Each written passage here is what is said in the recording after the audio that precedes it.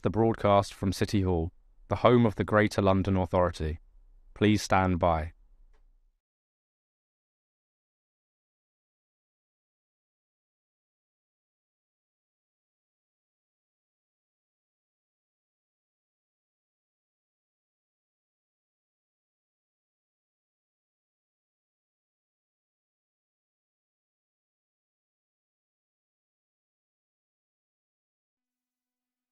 This is the broadcast from City Hall, the home of the Greater London Authority. Please stand by.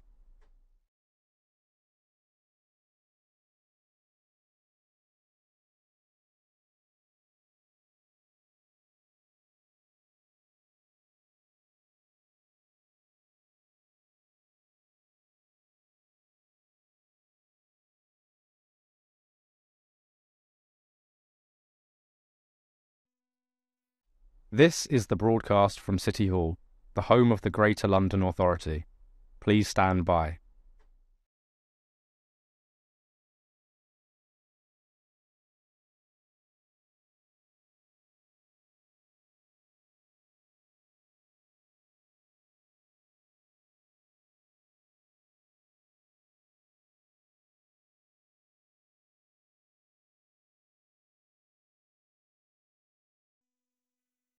This is the broadcast from City Hall, the home of the Greater London Authority. Please stand by.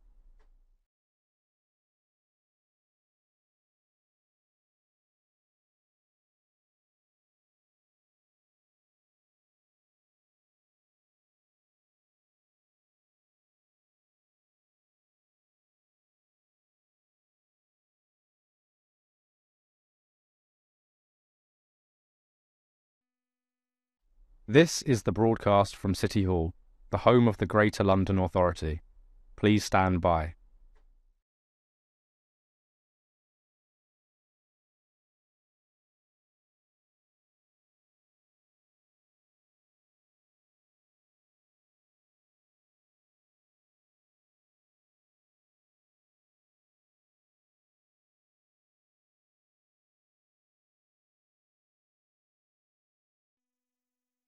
This is the broadcast from City Hall, the home of the Greater London Authority. Please stand by.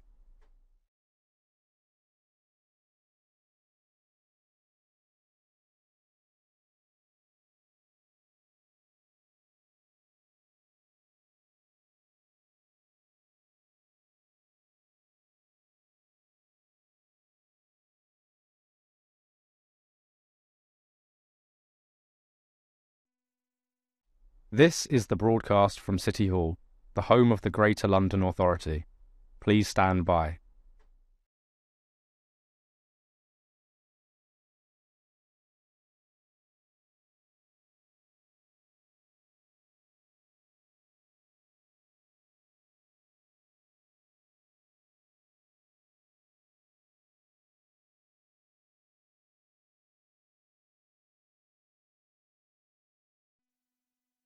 This is the broadcast from City Hall, the home of the Greater London Authority.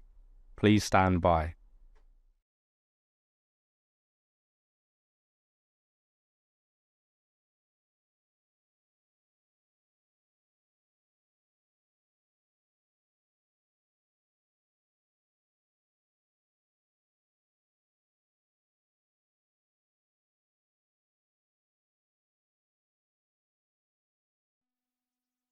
This is the broadcast from City Hall, the home of the Greater London Authority. Please stand by.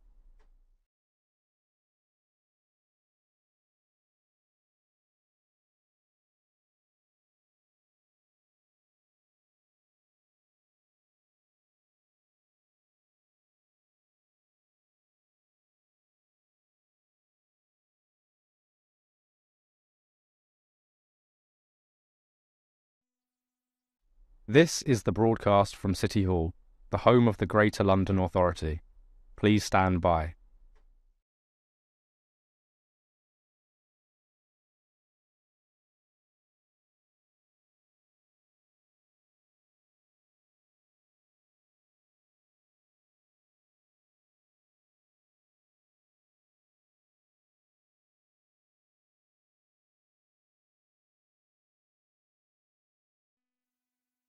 This is the broadcast from City Hall, the home of the Greater London Authority. Please stand by.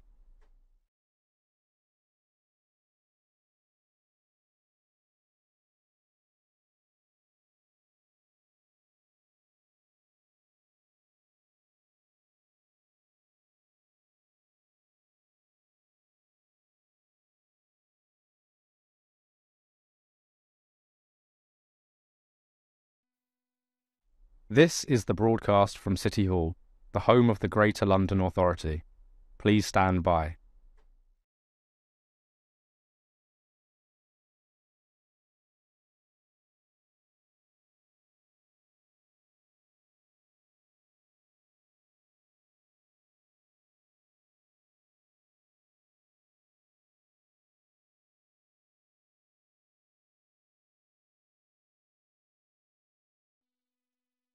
This is the broadcast from City Hall, the home of the Greater London Authority. Please stand by.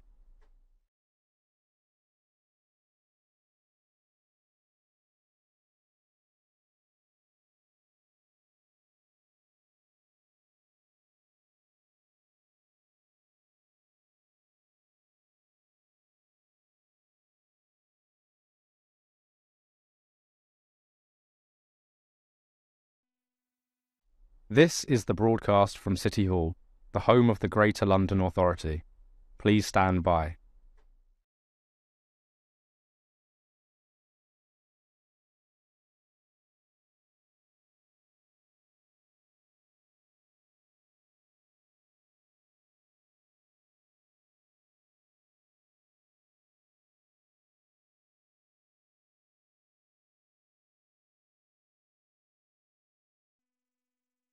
This is the broadcast from City Hall, the home of the Greater London Authority.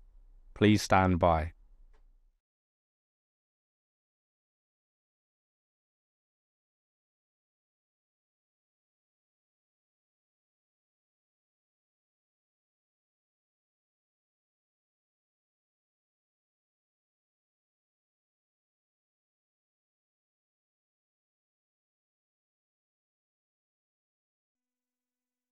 This is the broadcast from City Hall, the home of the Greater London Authority.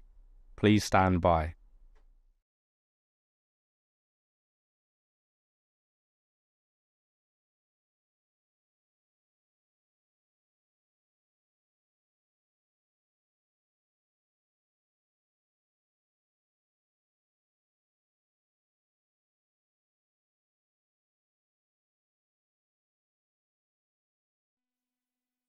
This is the broadcast from City Hall, the home of the Greater London Authority. Please stand by.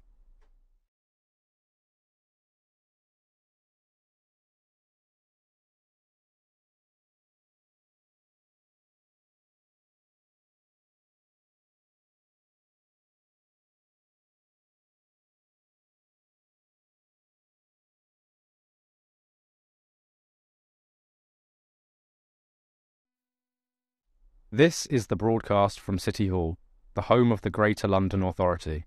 Please stand by.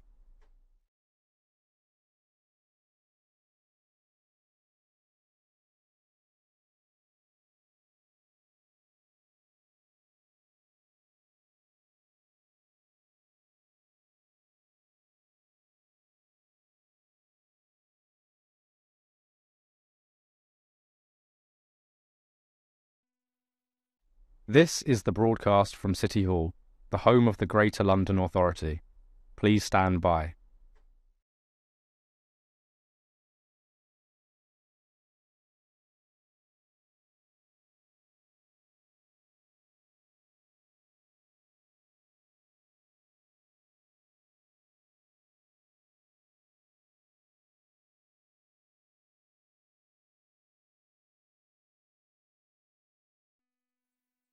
This is the broadcast from City Hall, the home of the Greater London Authority.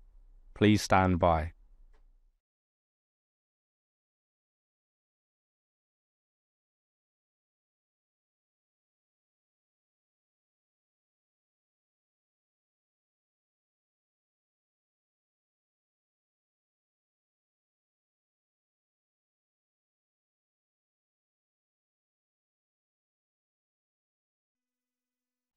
This is the broadcast from City Hall, the home of the Greater London Authority. Please stand by.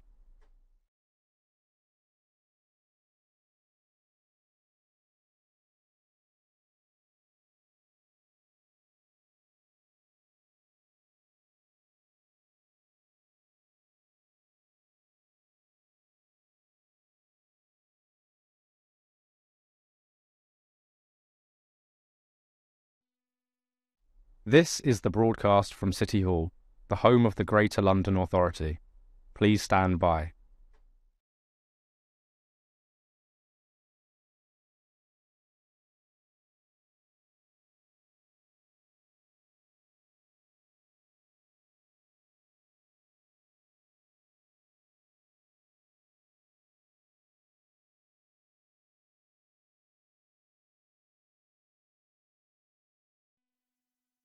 This is the broadcast from City Hall, the home of the Greater London Authority. Please stand by.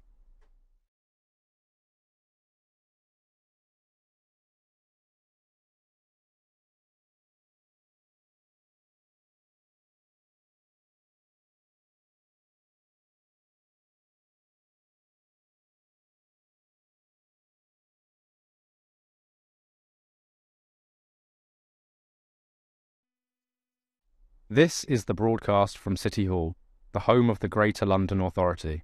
Please stand by.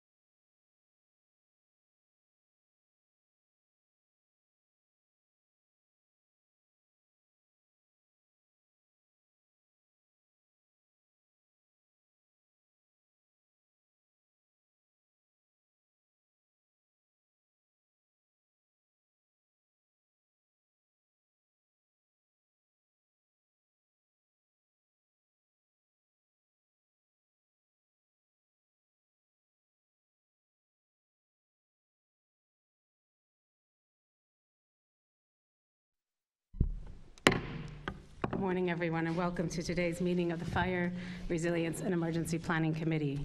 On our agenda today is a discussion on women in the Fire Brigade. But before we begin, can I ask the Deputy Commissioner for an update on the tragic fire in Hounslow yesterday? No, thank you, Chair. And I think the first thing just to reflect on is what a tragic event that was, and our heartfelt sympathies go to the friends, family and the local community who were involved in such a tragic incident on Sunday evening. We've got fire crews there today providing community support to everyone who's in the local area to make sure that if people have got questions around the cause of the fire, any particular concerns, that we're able to do that. What we faced at 10:26 on Sunday evening was one of the most significant fires the London Fire Brigade has faced in terms of the numbers of people who were trapped. Tragically, 5 people were confirmed deceased at the scene, and we are providing support to everyone who attended that incident. I've been working very closely with the Fire Brigades Union to make sure that we're providing the support to our staff, to make sure that we're supporting the Metropolitan Police and the London Ambulance Service who also attended. What we do have is specialist teams who are there all this week and will be going into next week to make sure that we can understand what's caused this fire, working very, very closely with specialist teams in the Metropolitan Police Service. But as I say, this is a human tragedy, and our heartfelt sympathies go to the friends and family of everyone who is involved. Thank you, and I think I speak on behalf of all of us in extending our sympathies to the family and to thank the firefighters who were there on the scene and all involved. Thank you for the update. And please may I remind participants to silence your devices. Members of the public may like to follow at London Assembly on social media and use the hashtag #AssemblyFire for this meeting. Can I ask our clerk, Diane Richards, to confirm any apologies for today's meeting? Thank you, Chair. No apologies for absence have been received, but in accordance with our Standing Order 2.4, Assemblymember Rogers and Assemblymember Cooper will be attending virtually today. Thank Thank you. And can we note the list of offices held by Assembly members? Noted. And can I also ask members if they have any disclosable interests in specific items listed on the agenda? Okay, there are none. And can we confirm the minutes of the last meeting held on the 28th of September as a correct record? Confirm. And can we note the completed and outstanding actions arising from previous meetings? Can we note any action taken by me as chair under delegated authority in consultation with party group lead members to agree the committee's response to the Smarter Regulation UK Product Safety Review consultation? Okay, we now move on to our main item of business, which is to discuss women in the London Fire Brigade. First, I'd like to welcome our guests. Today we have Baroness Twycross, Deputy Mayor for Fire and Resilience. Jonathan Smith, Deputy Commissioner of the London Fire Brigade. Keeley Foster, Assistant Commissioner and Head of Learning and Professional Development, London Fire Brigade. Helen Coleman, Director of Communications and Engagement at the London Fire Brigade. Maria Buck, Station Officer, Staff Officer to Programme Director for Culture Change, London Fire Brigade. Julie King, Chair, Women in the Fire Service UK, and Assistant Director for People Services, East Sussex Fire and Rescue Service.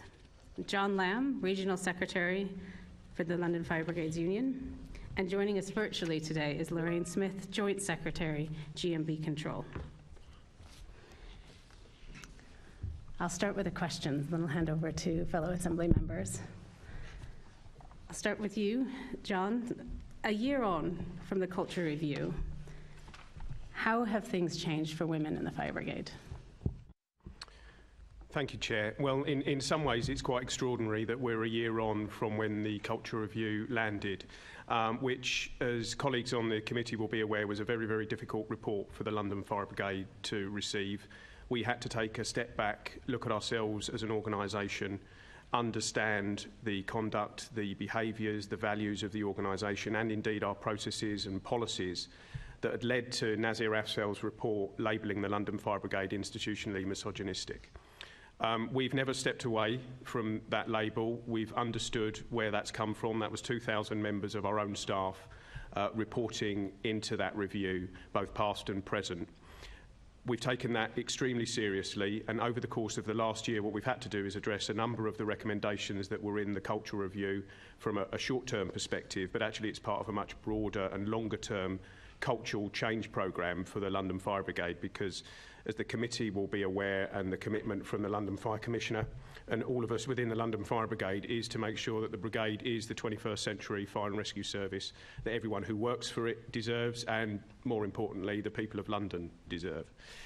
Now, in terms of progress over the course of the last year, when the review landed itself, we carried out a huge programme of engagement with staff. So that was 1,200 leading culture conversations with sub-officers, station officers and their equivalent ranks in FRS departments and in control.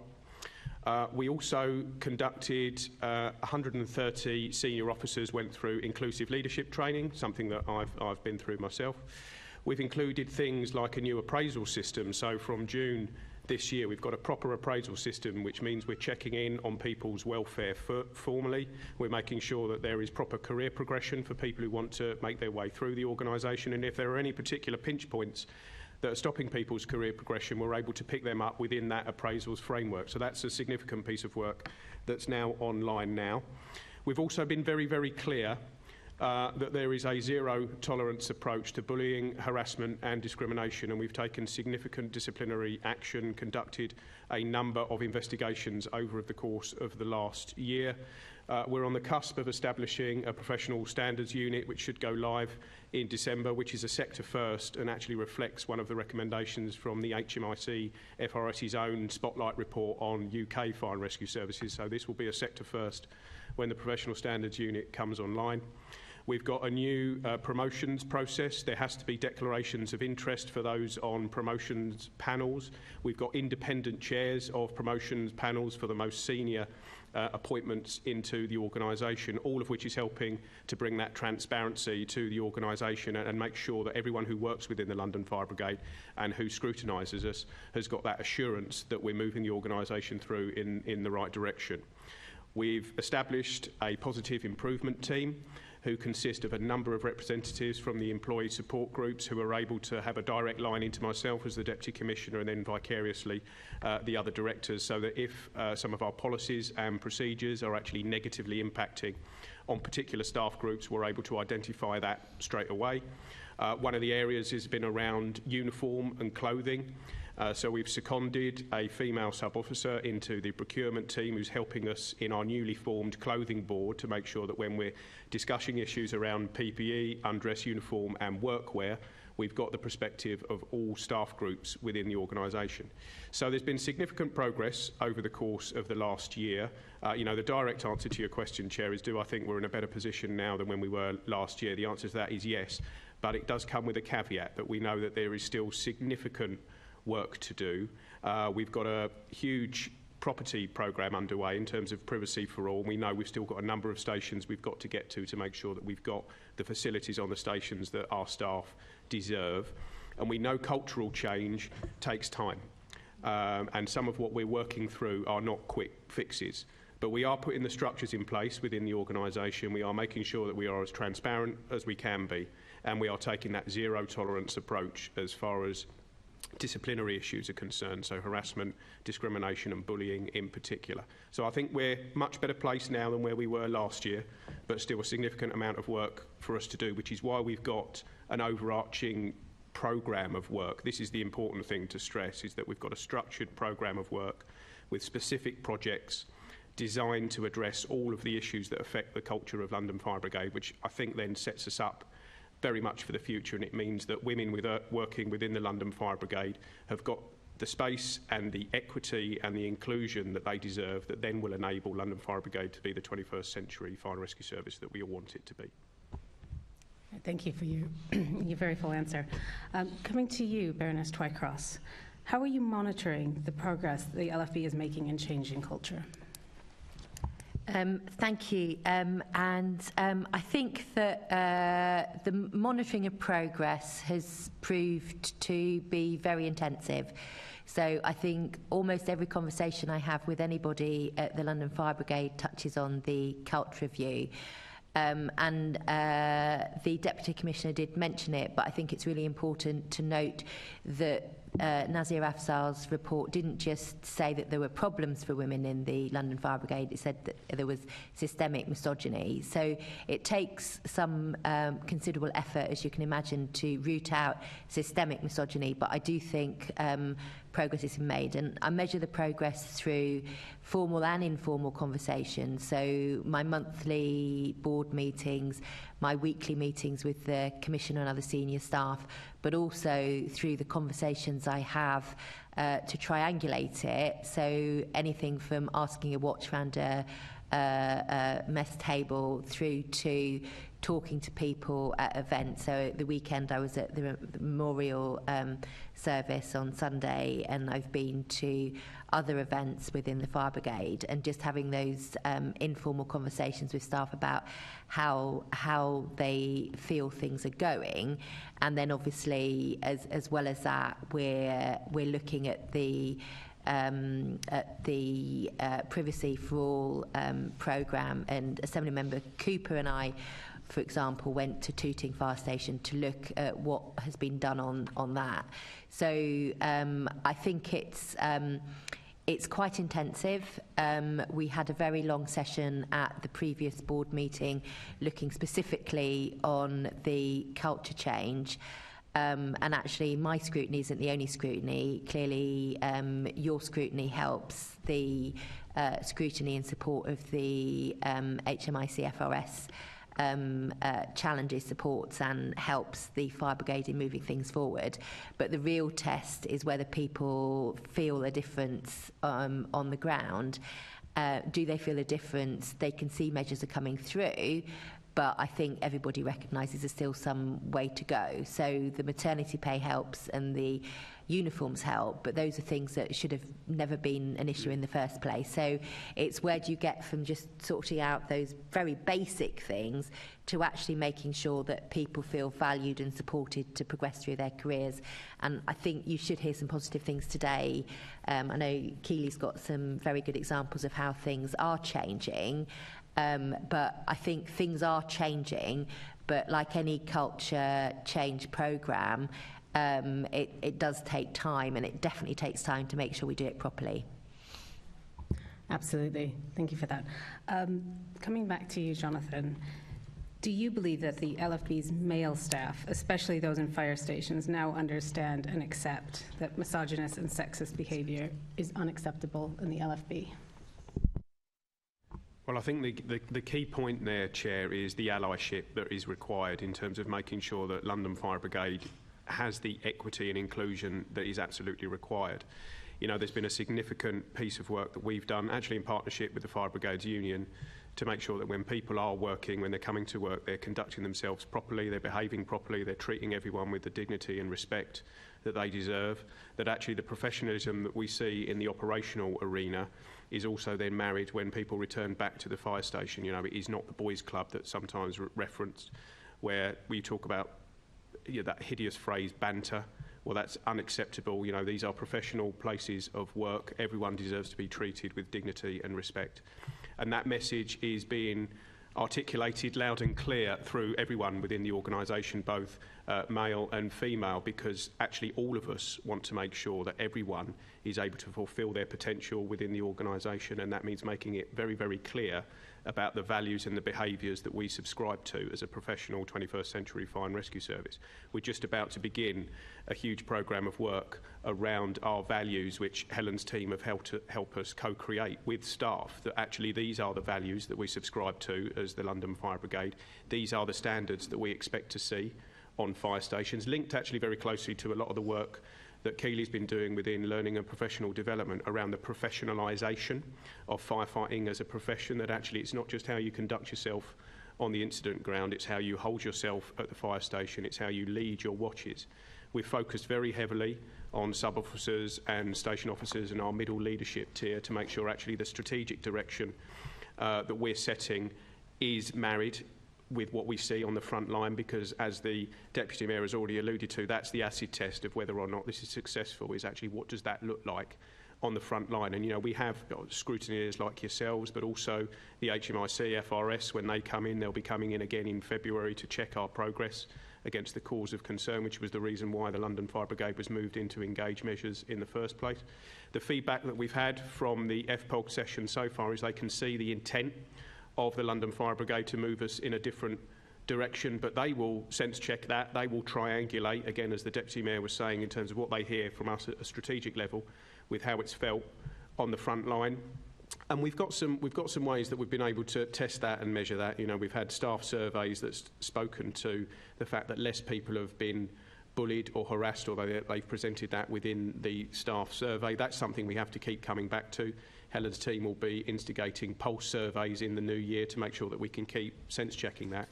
But as far as everyone within the London Fire Brigade, whether male or female, is subscribing to the direction of travel that we're moving in, we have to be relentless about that, subscribing to the values of the organisation, continuing to come back to it time and time again.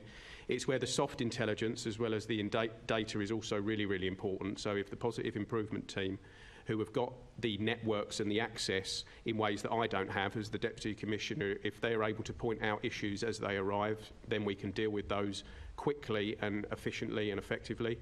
And the acid test will be how that is felt on the front line, and we're going to have lots of opportunity to be able to demonstrate that to, as I say, scrutineers like the HMIC, FRS going forward, but also the advisory panel that's now up and running and chaired by KC Martin Ford, which is also holding our feet to the fire as an organisation, that what we say at a strategic level is actually being delivered on the front line. And then by doing that, we will ensure the broader transformation of the London Fire Brigade, because the culture is absolutely intrinsically linked to the broader transformation that we all want to see.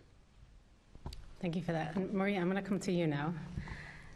Have you noticed a change in misogynist behaviour in the FBU? Thank you. Yes, I have. I know, I'm aware that progress is slow, but for substantial change, I think that has to take time. I think there has been a change in the shift in attitudes for both women and males. I think the change is that the voices of women are actually being listened to now. They've got that opportunity, which they probably didn't have before. I think there's an increase in engagement. If we look at the staff survey, we look at the leading culture conversations that are happening, women are attending them, women are wanting to get their voices heard. And like the Deputy Commissioner has said, you know, the acid test is probably the pulse surveys when they come back and let us know how that's landed. I think we all are cautious, you know, because it does take time, but they're looking at the change and they're actually feeling it. They can see what's happening, and they are anticipation of that change, you know, to land on stations when, you know, like we've said, when you are coming home from the incident and is there a change at station?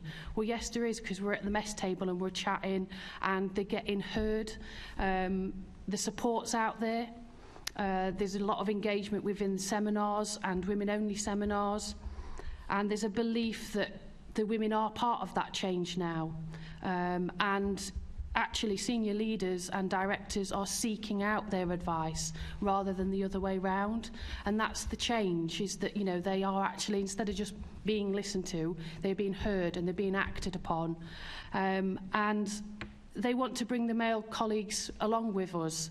That has shown, because we're doing our first International Men's Day soon, and they want to get involved with that. And that's where the education comes from, I think, is if you're bringing them along with us, there's a better understanding. But yes, definitely there's a shift in the attitude and change. Maria, that's really good news. And what you said about feeling change, I think it's absolutely crucial, because we can sit here and we can look at documents and plans, but until people actually feel change and that change starts happening around the staff rooms and the conversations you're having with each other, that really is the evidence of the change. So thank you very much for that. I'm going to bring in Assemblymember Bakari. Thank you, Chair. And just to continue that line of questioning on misogyny, and Marie, you've also worked for the Lincolnshire Fire and Rescue Service, and we were talking about the institutional kind of embedded misogyny that's happening in the LFB. Would you say that there were similar issues with your experience in other fire services? Thank you. I think in any workplace, because of society as it is, you're going to get a level of something that's happening. It'd be unfair of me to comment around what other fire and rescue services are going through when not attending them, but certainly in Lincolnshire there's similarities. There's going to be. We've had that from the spotlight, not hiding away from that, but it's how London Fire Brigade has now risen to the challenge to accept that and to start changing it, and that might hopefully help other fire and rescue services just see, you know, if we can get it right, how to do it. So modelling. Yeah, absolutely. Yeah. Thank you. Keeley, can I bring in your experiences? You've been at the London Fire Brigade since 2002, and I'm sure you've seen changes before and attempts to see improvements. You know, what's different now? Yeah, you're quite right. I think, you know, looking back over the last over 20 years, this is not a new problem.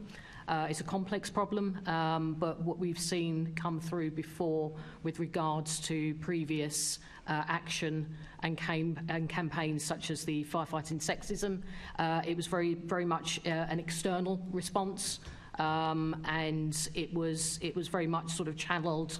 Not necessarily internally. There was no real programs and plans to action what we'd seen, and therefore it was not felt by the staff. And I think that's the difference. I was very much involved in that firefighting sexism campaign, but it was very much the outward-facing element. As I said, this is not a new issue. The thing for me that I feel is very, very different is how we're making this very actionable and very tangible. It's very real for the staff, and the staff are involved in that. We have, previously had elements whereby we bring in the almost the elements of command and control in this type of issue, and it doesn't work. What we've done with this, with the positive improvement team, we're making sure that women have a voice, as Maria has said, has made a real tangible difference. And we're challenging through this through our community risk management plan coming out at the same time. I really do feel that through those programmes and also through elements such as I'm leading through the leadership model of trust, which is, we'll be starting that project which will involve all staff. I really do feel that we're going to make change quite quickly in some areas, but because this is so complex, a lot of areas and how we change the environment and the culture is going to take some time, but there is significant improvement across the board. Thank you. Jonathan, I mean, in September 1999, the HM Fire Service, Her Majesty's Fire Service Inspectorate, identified serious issues. That was 23 years before Nazir Afzal's cultural review. So during those 23 years, a long time with very little progress. And so I'm pleased to hear from our colleagues here today that they've seen a difference, but there will be some people who will be cynical, and despite the fact that you're saying that you've got a list of initiatives and approaches and changes that you're bringing through, and we're hopeful for that change, what would your answer be for those people who are just saying, well, we've heard it all before? And I can completely understand that scepticism because, and as Keeley has already alluded to, we've had a go at this before. We've known that this has been a problem within the sector for many, many years, and there have been false dawns in the past, if I can put it that way.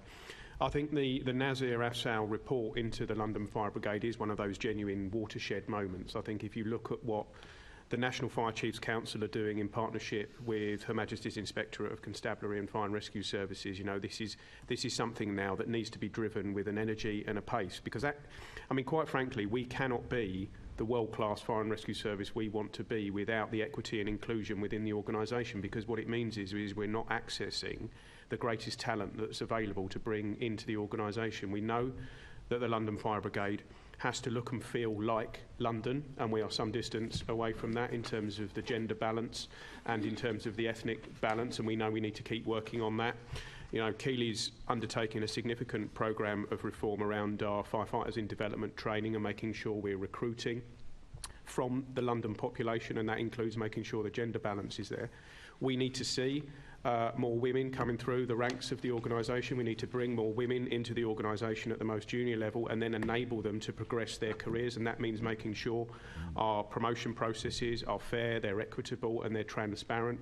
And it's that old phrase around you can't be it if you can't see it. So it's really, really important we have role models within the organisation, and then people will believe that this is the occupation for them. But we've got a long culture to overcome where the fire and rescue service, both within London and nationally, was seen as a male occupation, and we've still got work to do to change that perception. Some of that is to do with just the structures of the organisation, making sure that we're much more family friendly, for example, that we've got flexible working policies. As the Deputy Mayor's already alluded to, the new maternity policy that's now in place is one of the most generous maternity policies in the country. But I use the word generous loosely because it's not generous. This is the minimum standard that we should expect. And I think the more that we can see that the London Fire Brigade specifically and the Fire and Rescue Service as a sector more broadly is a career for everybody, then we're going to be in a much better position. But it's right that there's that healthy scepticism.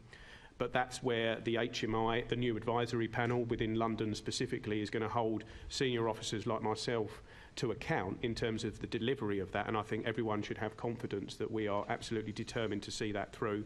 But I completely understand why there is that scepticism there. John, if I can go to you, do you agree with that sentiment that change is coming, and do your members believe that that change is happening, that misogyny is going to be addressed?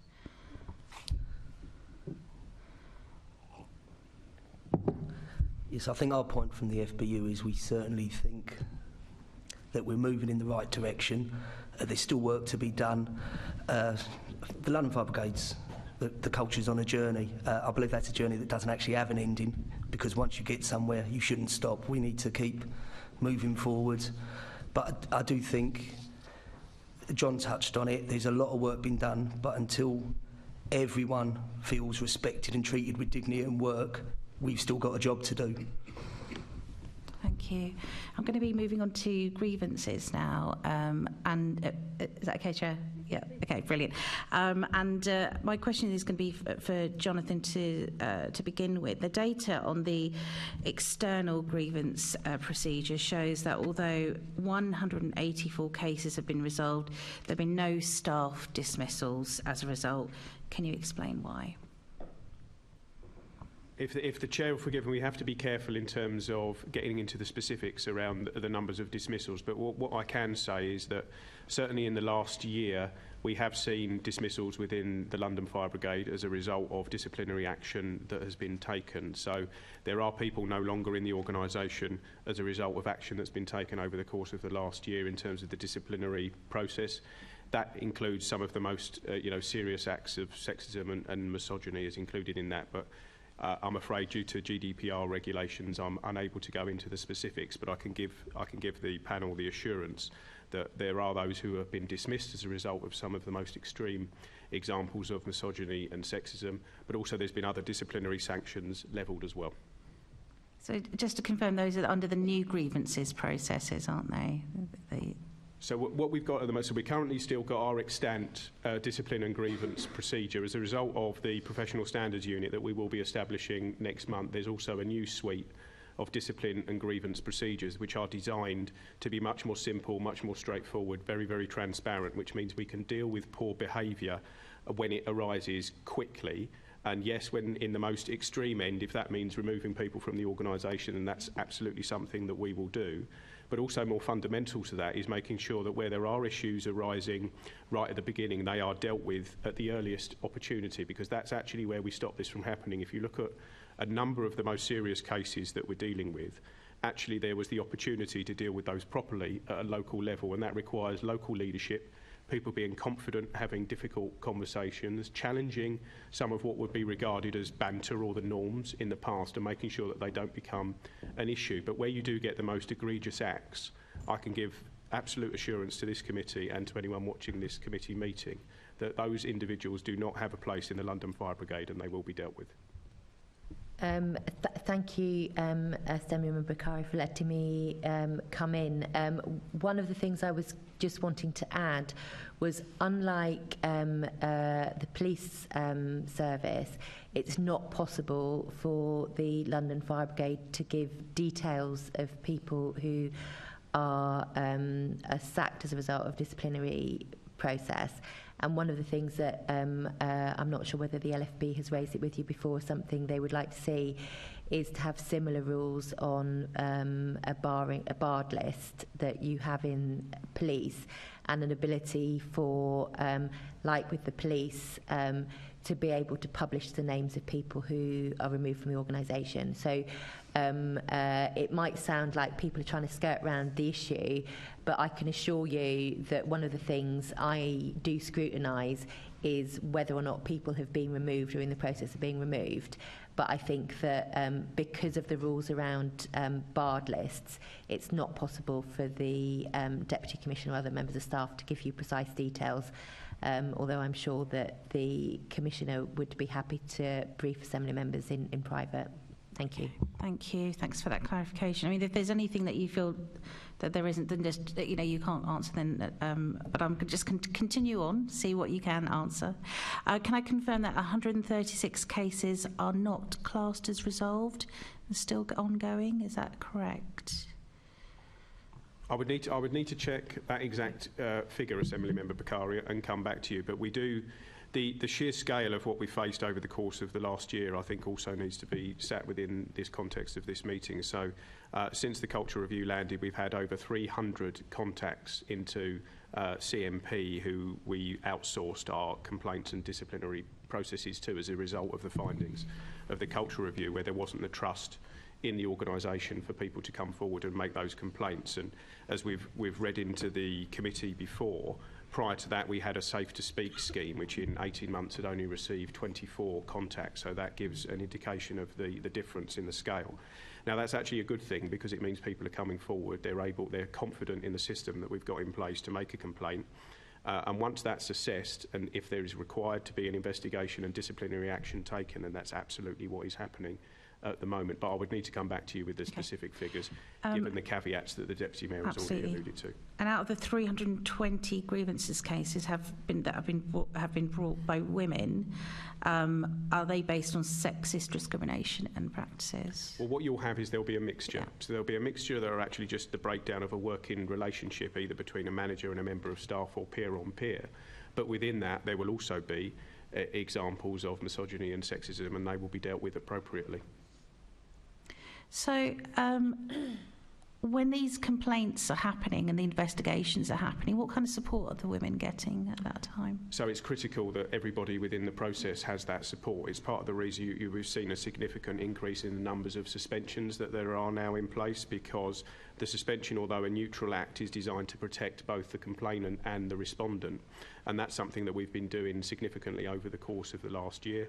There is welfare support in place for everyone involved in a disciplinary case, because as you rightly allude to, this is very, very difficult. It often requires people to come forward with immense courage to make the complaints known, and that's part of creating the right psychological safety within the organisation, that people do feel confident about coming forward, that their complaints will be listened to. I chair a weekly meeting with colleagues in human resources to go through some of the most extreme cases that we're dealing with, and that is designed to make sure that we are progressing those as quickly as we can, to make sure that people have got the support in place. Where people have got questions, quite rightly, we're able to answer them. One of the things we have had to work through is that using an independent organisation like CMP is both enormously beneficial, but there's also challenges there, because it is completely independent of the London Fire Brigade. So information we may want to seek, quite rightly, that CMP will put a degree of a barrier down there to make sure that there isn't that compromise between their independence, because one of the reasons there is confidence is because they are independent. And that can sometimes mean there's frustration in terms of the sharing of information, but it's absolutely for the right reasons, is to make sure the complaint itself is dealt with properly, then the investigation and the subsequent report is clean from any potential interference from the London Fire Brigade, and then us as an organisation can make the right decisions at the appropriate hearing in order to take the necessary action that's required. But there is always that welfare support that's in place. We do work very closely with the Fire Brigades Union in that regard, because often it's their members, both in terms of the people who are making the complaints and indeed those who are the respondents in those cases. So it's making sure we're working. What about the support for the people who've made the complaint when an offer is suspended, cleared of wrongdoing, comes back to work?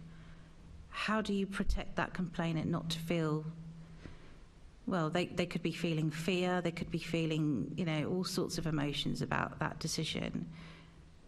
No, you raise a very, very important point there. So where you do get a case where there's either no evidence to support taking that case any further forward, or there's not enough evidence to take the case further forward, there is an intense programme of mediation to make sure that people are able to be brought back to work. Because as I was saying in my previous answer, what you often find is this is a breakdown in a working relationship, often, as I say, either peer on peer or manager on peer.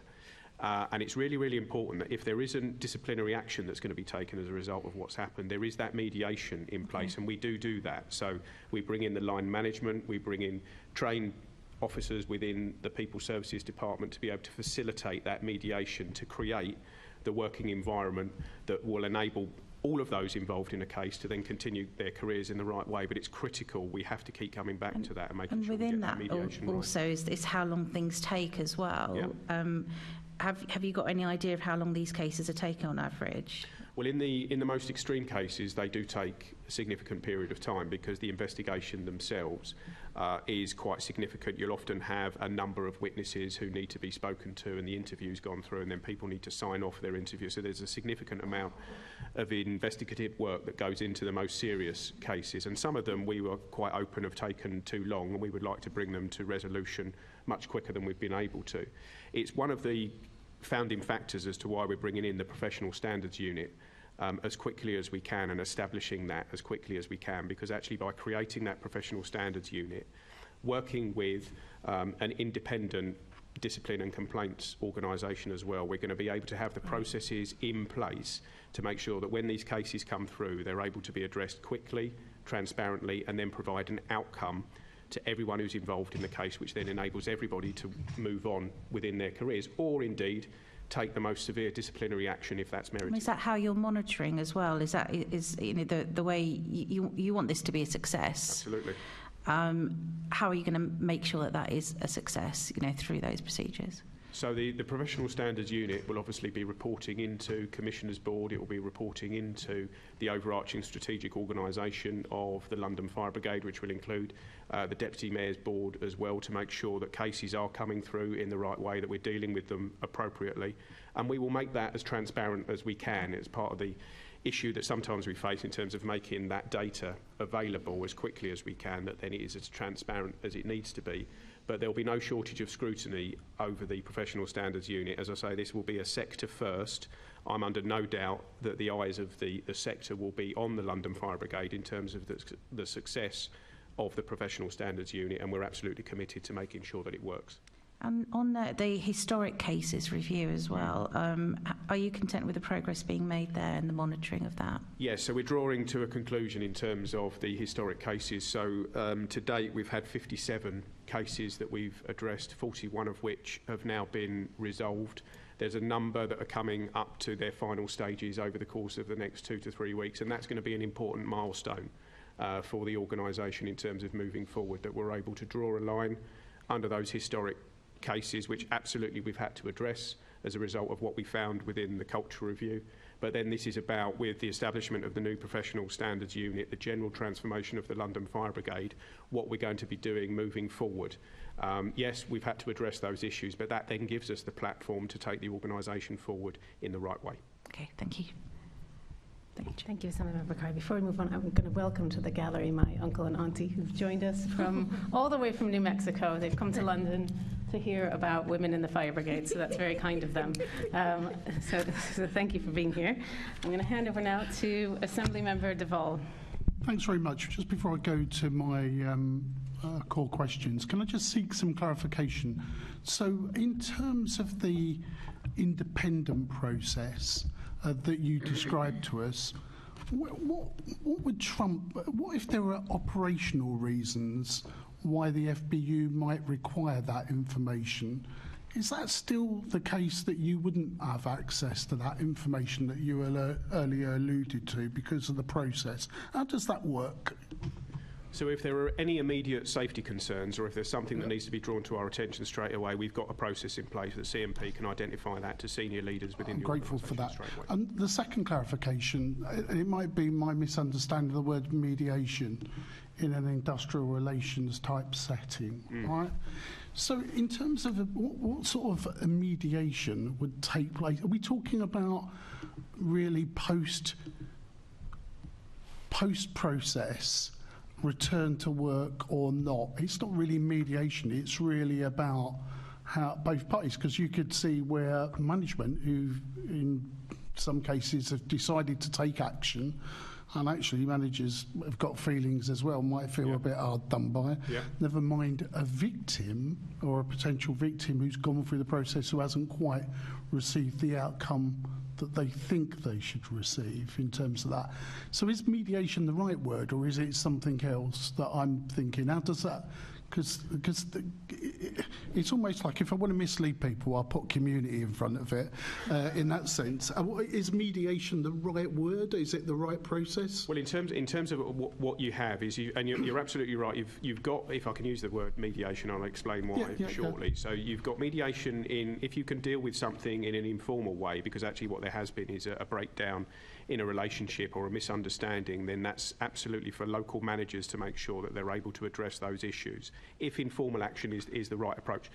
I think the point, and correct me if I'm wrong, Assembly Member Duval, that you're making is in terms of once a process has finished, and then bringing people back to work. What we have got is trained mediators within the London Fire Brigade who are able to sit down with both parties. So if it was a manager, let's say it's a sub-officer and a firefighter on a watch, it's about sitting down with those who were involved in the case, exploring the reasons why we ended up having a formal investigation in the first place, because, as I say, often this is about a breakdown in a human relationship, sometimes without any malicious intent whatsoever.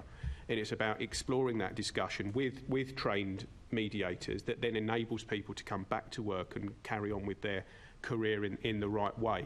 And it's absolutely critical that we facilitate that and enable that to happen, because that's often the case, that you get a breakdown in relationship, often due to either poor use of language or blind spots, because people haven't understood how their actions have actually impacted on somebody else. And actually, when you sit down in an informal environment like a mediation and actually point out the impact of your actions or language on someone else, more often than not, people are actually horrified in terms of, because that was not their intent.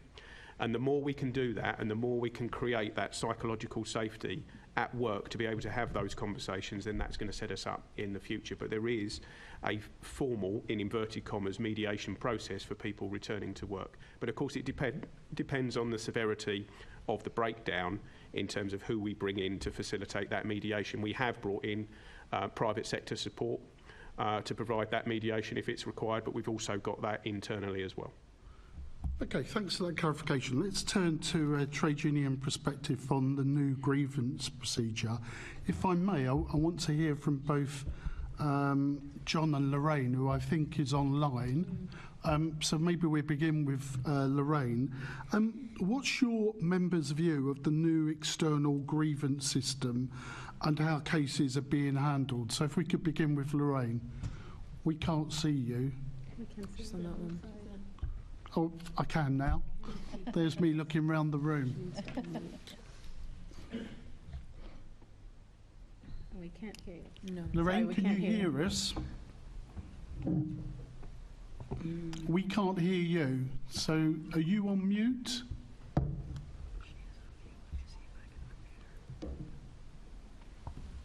Okay, we're going to try to work out the technical bits, and maybe we begin with John then. John. Yeah, so firstly I think there's a clarification on grievance and discipline. So when you talk of grievance, actually that we have a grievance policy that is an external. We have it's basically the ACAS best practice. It's in our grey book, which, you know, so that is a separate thing. So regarding grievances, historically, and we still find that sometimes they're not heard quick enough. Sometimes there's a legitimate reason for that. People are on holiday. We also know with the way the LFB systems are online, it's incredibly hard for someone to raise a grievance against someone who isn't their direct line manager or works with them. So if they're in another department, because the choice you get is your direct line manager. So we find ourselves sometimes in positions people are putting in grievances against someone but because they're the only option there. So there is some work to be done on the internal grievances. Regarding we talk of the CMP and the external, I think we do have a position that we think some of the suspensions have gone on far too long. That is because we think actually when a suspension goes on for a long period of time, it has a detrimental effect on everybody involved. And it's not just one person, it's every party. It can be quite painful. So we would like to see particularly the long-standing suspensions to be moved along a bit quicker. I mean, John's touched on it. We do look like we're going to be moving to a new model, which is going to involve professional standards unit. We have had consultation and we will continue to consult with the LFB on that. I think that's where we are. So you think the issues that you're raising is being worked on, but of course we need to speed them up? Is that essentially? Yes, so the London Fire Brigade is moving in the right direction. We have lots of consultation and negotiation on things. They are moving in the right direction. It takes time sometimes, but I will go just back to when we talk about grievances. John touched on it. Sometimes the little things at grievances become much big problems because they're not dealt with effectively early. So a particular manager might make a bad decision about a firefighter and they raise a grievance and it's not dealt with quickly, or they might not like the outcome. And then I think sometimes that can, if we dealt with it early, so if the grievance procedure, the internal grievance procedure was better and worked quicker, that may have a better effect on larger issues going forward.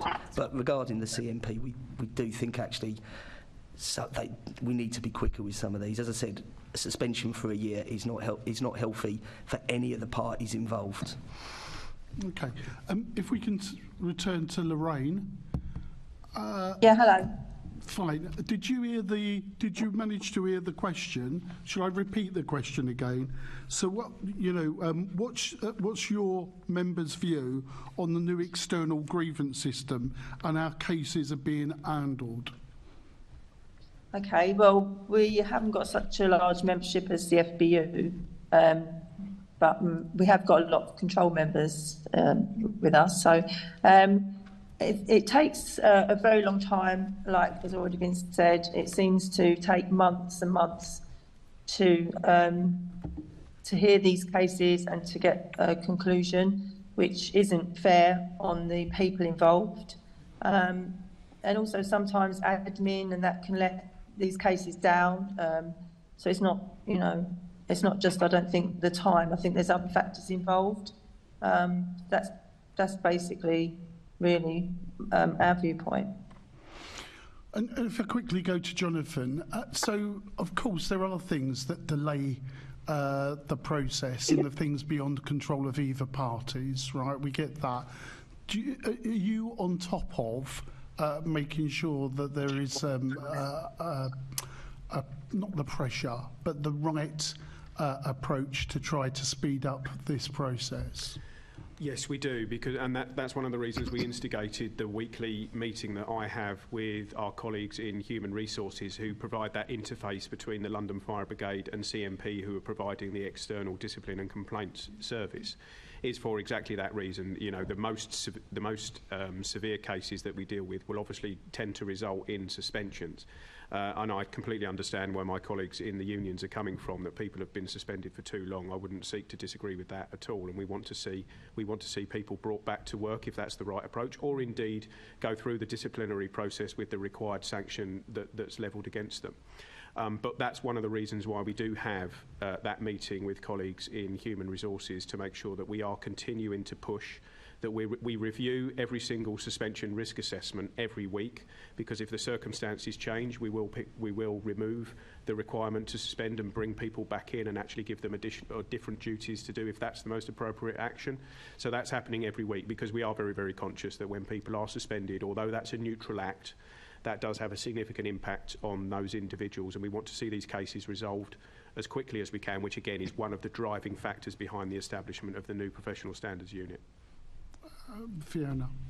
I think I just wanted to add that when the external complaints provider was set up, I don't think anybody anticipated quite how many complaints were going to come forward. Yeah. So one of the issues has been the success of people feeling confidence that they could raise things in confidence and that they would be dealt with. So that has caused problems. I've been pushing, because I think people waiting months for resolution, whether that's the person who's made the complaint or the person who's had complaint made against them, particularly where they're somebody who might have gone through the process previously, it feels it doesn't feel right that people have to wait months and months for resolutions. And actually the counselling and trauma service are seeing it from both sides in terms of the impact on people's lives and working lives, particularly where people are suspended. I've been pushing on this because, as you can imagine, I've been a little bit impatient about trying to get people out the door or back on the stations, depending on what the outcome should be. And I think that one of the issues we've had in the past is that process hasn't been followed properly. People have actually been able to take out ITs against the brigade, and process hasn't been followed. So they might have done something wrong, but they might then have ended up with a payment because process hasn't been followed correctly. So I've been told in no uncertain terms that just to exit people rapidly could end up meaning that people who have actually behaved badly and should be exited would actually end up with a case against the LFB. So I think it's a balance, isn't it, in terms of making sure things are done correctly, but making sure people get the support they need. And having spoken to the Counselling and Trauma Service, I'm confident that not just that mediation process that the Deputy Commissioner spoke about, but also some of that mental health support is available and offered up. That doesn't make it necessarily any easier for the people going through it, but I think we need to make sure that we get to the stage where we don't have these historic cases that are being worked through.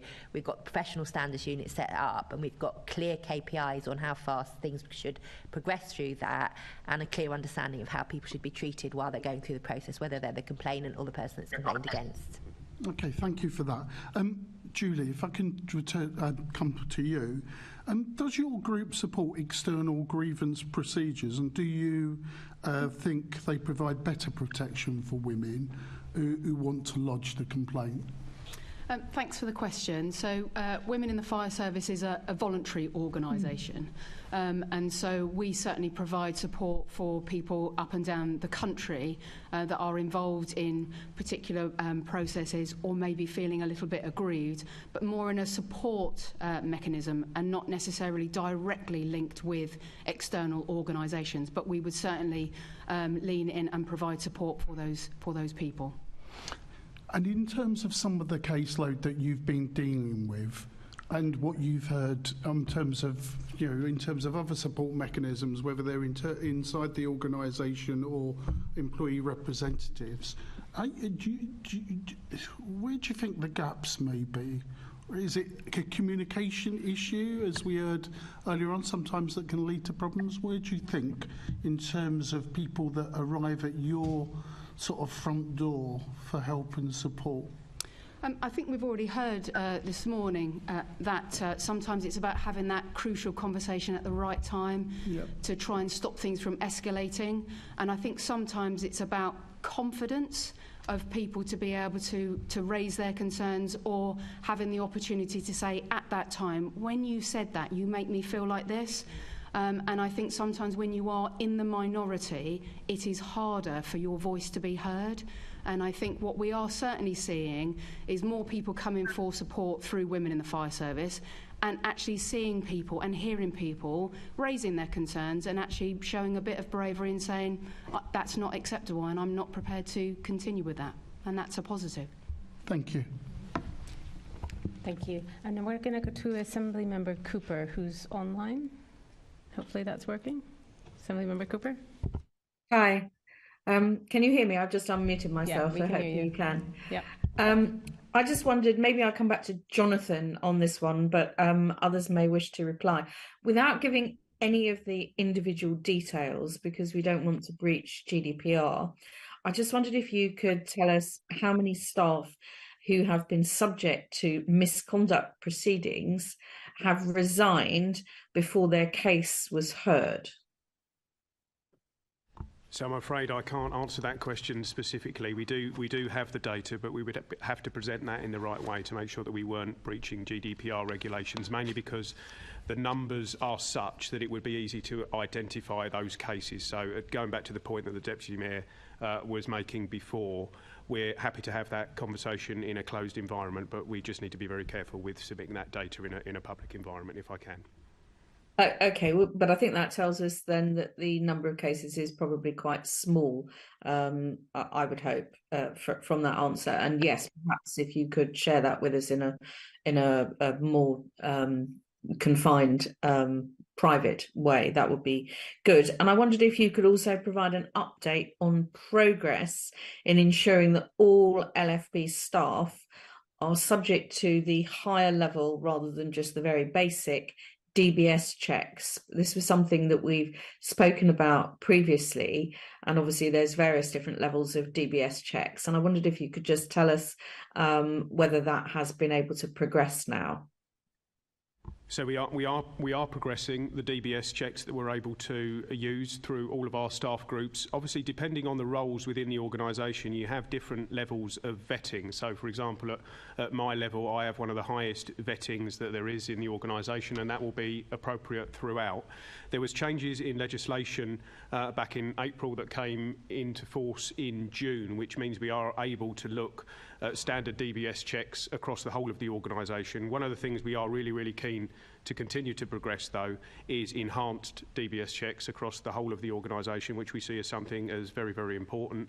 And that's something actually the committee could assist us with in taking that forward. And again, this will be a key component within the new professional standards department moving forward, that we're able to have those enhanced levels of vetting for all of our staff as we move through. But there has been progress in terms of the changes in the legislation, and we want to see that continue, because we do see that as an important component in making sure we've got the right people working within the London Fire Brigade who subscribe to the values that we all want to see. Well, thank you very much for that answer, and I think the committee will have heard your call for our assistance, and I'm sure we'll be making a note of that. Thank you, Chair. That's my questions. Thank you. We're now going to move on to PPE and equipment for women firefighters, which is going to be led off by Assemblymember Polanski. Thank you, Chair. Good morning, panel. Deputy Commissioner, you alluded to this in your very, first introductory comments, but we had those horrendous wildfires in July last year. Can you give the committee assurance that there is now sufficient PPE for female firefighters, and also, should we see wildfires like that in the future, that we wouldn't run out? So I'm pleased to say we have made significant progress in terms of the amount of PPE that's available, not just for female members of staff, but across the board. So in preparation for what we potentially anticipated in terms of this summer, albeit that the weather turned out to be slightly different to what we were thinking, we had myself and the Commissioner met with MSA and Bristol, who provide our PPE, and made it very, very clear that we needed additional provision for this in preparation for this summer to make sure that we had the PPE that everyone required. So that over 500 additional sets of PPE were delivered to the London Fire Brigade to make sure that we had those available, 36% of which was specifically for women. And that's a significant percentage increase in what we've had before. So previously, where we've asked for additional PPE, the percentages have been between 10 and 15%, but we asked for 36% this time within that 500 for female members of staff, to make sure that we did have the pull stock available, that should we have seen some of the repeat of what we saw on the 19th of July last year, we were best placed to make sure that everybody within the organisation had the PPE that they required. And that was one of the big learnings from that wildfire week, really, that we faced back in July last year. And can you confirm if there's specific trials happening for new PPE in the event of wildfires, and if these trials are they happening specifically with female PPE as well? So there have been trials. We're looking at all sorts of different provision as far as PPE is concerned, because as the role of a firefighter has continued to evolve, I think moving away from the one-size-fits-all PPE that we've currently got is absolutely the right direction. Any new and additional PPE that we bring on board will have to be gender-specific, to make sure that we've got the PPE that everyone within the London Fire Brigade needs, that it fits properly, that it's appropriate, and that we've got it available as and when we need it. So all of the trials that we've been running, trials at Wennington Fire Station around new wildfire-specific PPE, that includes making sure that it's appropriate for female members of staff as well. And then any procurement decisions that we take further down the track in consultation with the National Fire Chiefs Council, so working within, if we can, working within national procurement frameworks, we'll obviously have the equality impact assessments that come with it to make sure that any decisions that we take around the purchase of new PPE has that provision in place, and that we've got the necessary PPE for all members of staff, both male and female. That sounds informal, although I may have misunderstood. Does the Fire Brigade need a formal uniform PPE policy for female firefighters? So we do have that. So we have a uniform policy within the London Fire Brigade to make sure that there is specific PPE available for female firefighters. So that exists now. Any decisions that we make in terms of additional PPE that we may want to bring in will have an equality impact assessment attached to it, to make sure that those purchasing decisions that we make are taking account of all of the needs within the London Fire Brigade. It's why the newly established clothing board that we've got, that's got a specific PPE working group attached to it with representatives from across the London Fire Brigade, is one of those key groups that's enabled to make sure that any purchasing decisions we make going forward takes into account the needs of everyone within the organisation. That's really clear, thank you. If the Chair will allow me, it's not quite on the same subject, but there's nowhere else obvious in the meeting. But what work is being done specifically around transgender firefighters, obviously for this meeting, transgender women, but also transgender men, to make sure they're not facing transphobia in the London Fire Brigade? Well, again, that's about creating that culture across the organisation, that we've got that equity and inclusion, that everybody can come to work, can be themselves and can fulfil their potential within the organisation. And that's about, a lot of that is to do with education, so making sure that all of our junior officers, our middle leaders are able to have those conversations, whether it's at a watch, in control or in FRS departments. People feel safe coming forward. They're able to actually come forward with curiosity and have those conversations, whether it's around a mess table or anywhere else, that then enables people to really fulfil their full potential within the organisation. And again, it's making sure that the positive improvement team, that includes representation from the LGBTQ+ community, is making sure that any decisions we're making strategically as an organisation takes into account the needs of everyone within the London Fire Brigade. But that's a constant process that we need to keep going through to make sure that everybody feels included with the decisions that the London Fire Brigade is taking. Thank you for that. Thanks, Chair. Much for that. Assembly Member Lord Bailey. Thank you, Chair. Good morning, panel. I'm going to address my first question to Julie King, if you'd like, and then I'll go on to the FBU. What have you heard about the availability of PPE for women in the fire service, and do you think the supply needs to be improved? What are your actual members saying? Thanks for the question. So availability of PPE is often very much relating to the operational incidents, and of course if you have the wildfires as of last summer, then there will be a great increase in that requirement for availability, which affects men and women alike, so all firefighters. What I hear from people from women in the fire service is more around the types of PPE that's available. And some fire and rescue services have men and women kit, but some fire and rescue services are returning to unisex kit, which fits the majority of people, which is disappointing to hear. So I think sometimes when we engage with our women in the fire service members, it's more around those smaller sizes, those sizes where you might only have a small number of them, and so that availability becomes more of a challenge. So I think for gloves and for boots in particular, I think sometimes they can be the problem. But I think particularly around sizing is a bit of a challenge, but also around the unisex kit as well. So I think there are some concerns nationally at the moment to making sure that the bespoke kit is provided and available for all those people, because we are fundamentally built differently. Yes, John, go ahead, John, sorry. Yeah, so we find, so firstly, there was a lot of work done around the wildfire PPE, and I do recognise that the London Fire Brigade did an awful lot of work on that, and we did have issues. I mean, the London Fire Brigade worked very hard to sort them around MTA PPE. When it first came on the run, there was a shortage of female PPE. So we had issues around that. We generally find in London that it's the small groups. So if you go to a technical rescue station where there might be an FRU, particular issues on sizing around dry suits for water rescue and line harness, where London still has sort of groups. This will fit you if you're this size. So when you're on the smaller size, sometimes they're ill-fitting. So there are issues around specific specialist roles at a small number of stations, if that makes sense. Yes, it does. Can I ask a question about this general fitting kit? Is it a safety issue? You know, because I've done some stuff with the army, and you know, it makes a difference if your pants are too big, and it, you know, if your smock doesn't fit. Yeah, so if you've got a line harness, or someone that works at a station that rescues people from height, of course that line harness needs to fit you exactly. Yeah. If you're at a particular station that has an FRU and you do swift water rescue, so I was swift water rescue, I was at Lewisham before I was seconded, we would have issues where they sort of bulk fit you, so which is all right if you're the average, but you don't really want to jump into the Thames with a dry suit that's boots are 2 sizes too big for you and doesn't fit you correctly. So there are specific issues. There's small numbers. There's only 14 FRU stations in London, but there are issues around female PPE for those specific types of PPE, if that makes sense. Thank you. Listening to that, Deputy Commissioner, do you think there's something particular that needs to be done? Because of course the Fire Brigade has many specialist units, and if you add them all together, you could potentially be looking at quite a big problem. Yeah, so one of the things we've been able to do is make sure that there's an appropriate escalation route. So if there is a particular issue with a particular piece of PPE, so John was referring to fire boots there. We did have an example where someone actually had a foot injury and was unable to fit into one of the fire boots longer term that we were able to supply, and was actually able to source an independent supply for that fire boot, and then we were able to sign that off to make sure that there was no compromise to that person's safety.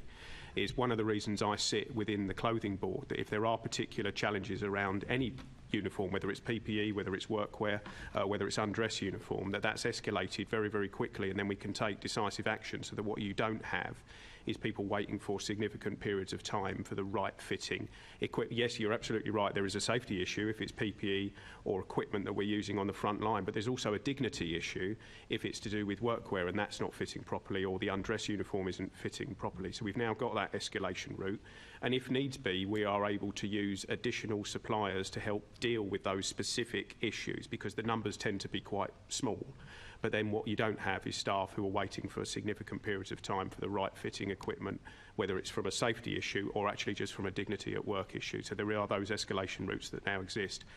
Ruth Bowker, who's the sub-officer who's been seconded into the procurement team, one of her core roles is to come forward with any particular pinch points that we're experiencing across the operational cadre in particular.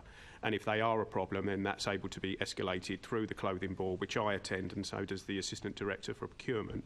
And if we need to make some very quick decisions about bringing additional kit into the organisation, we're able to do that to make sure that people are not waiting an inappropriate length of time for either PPE or for workwear or for undress uniform.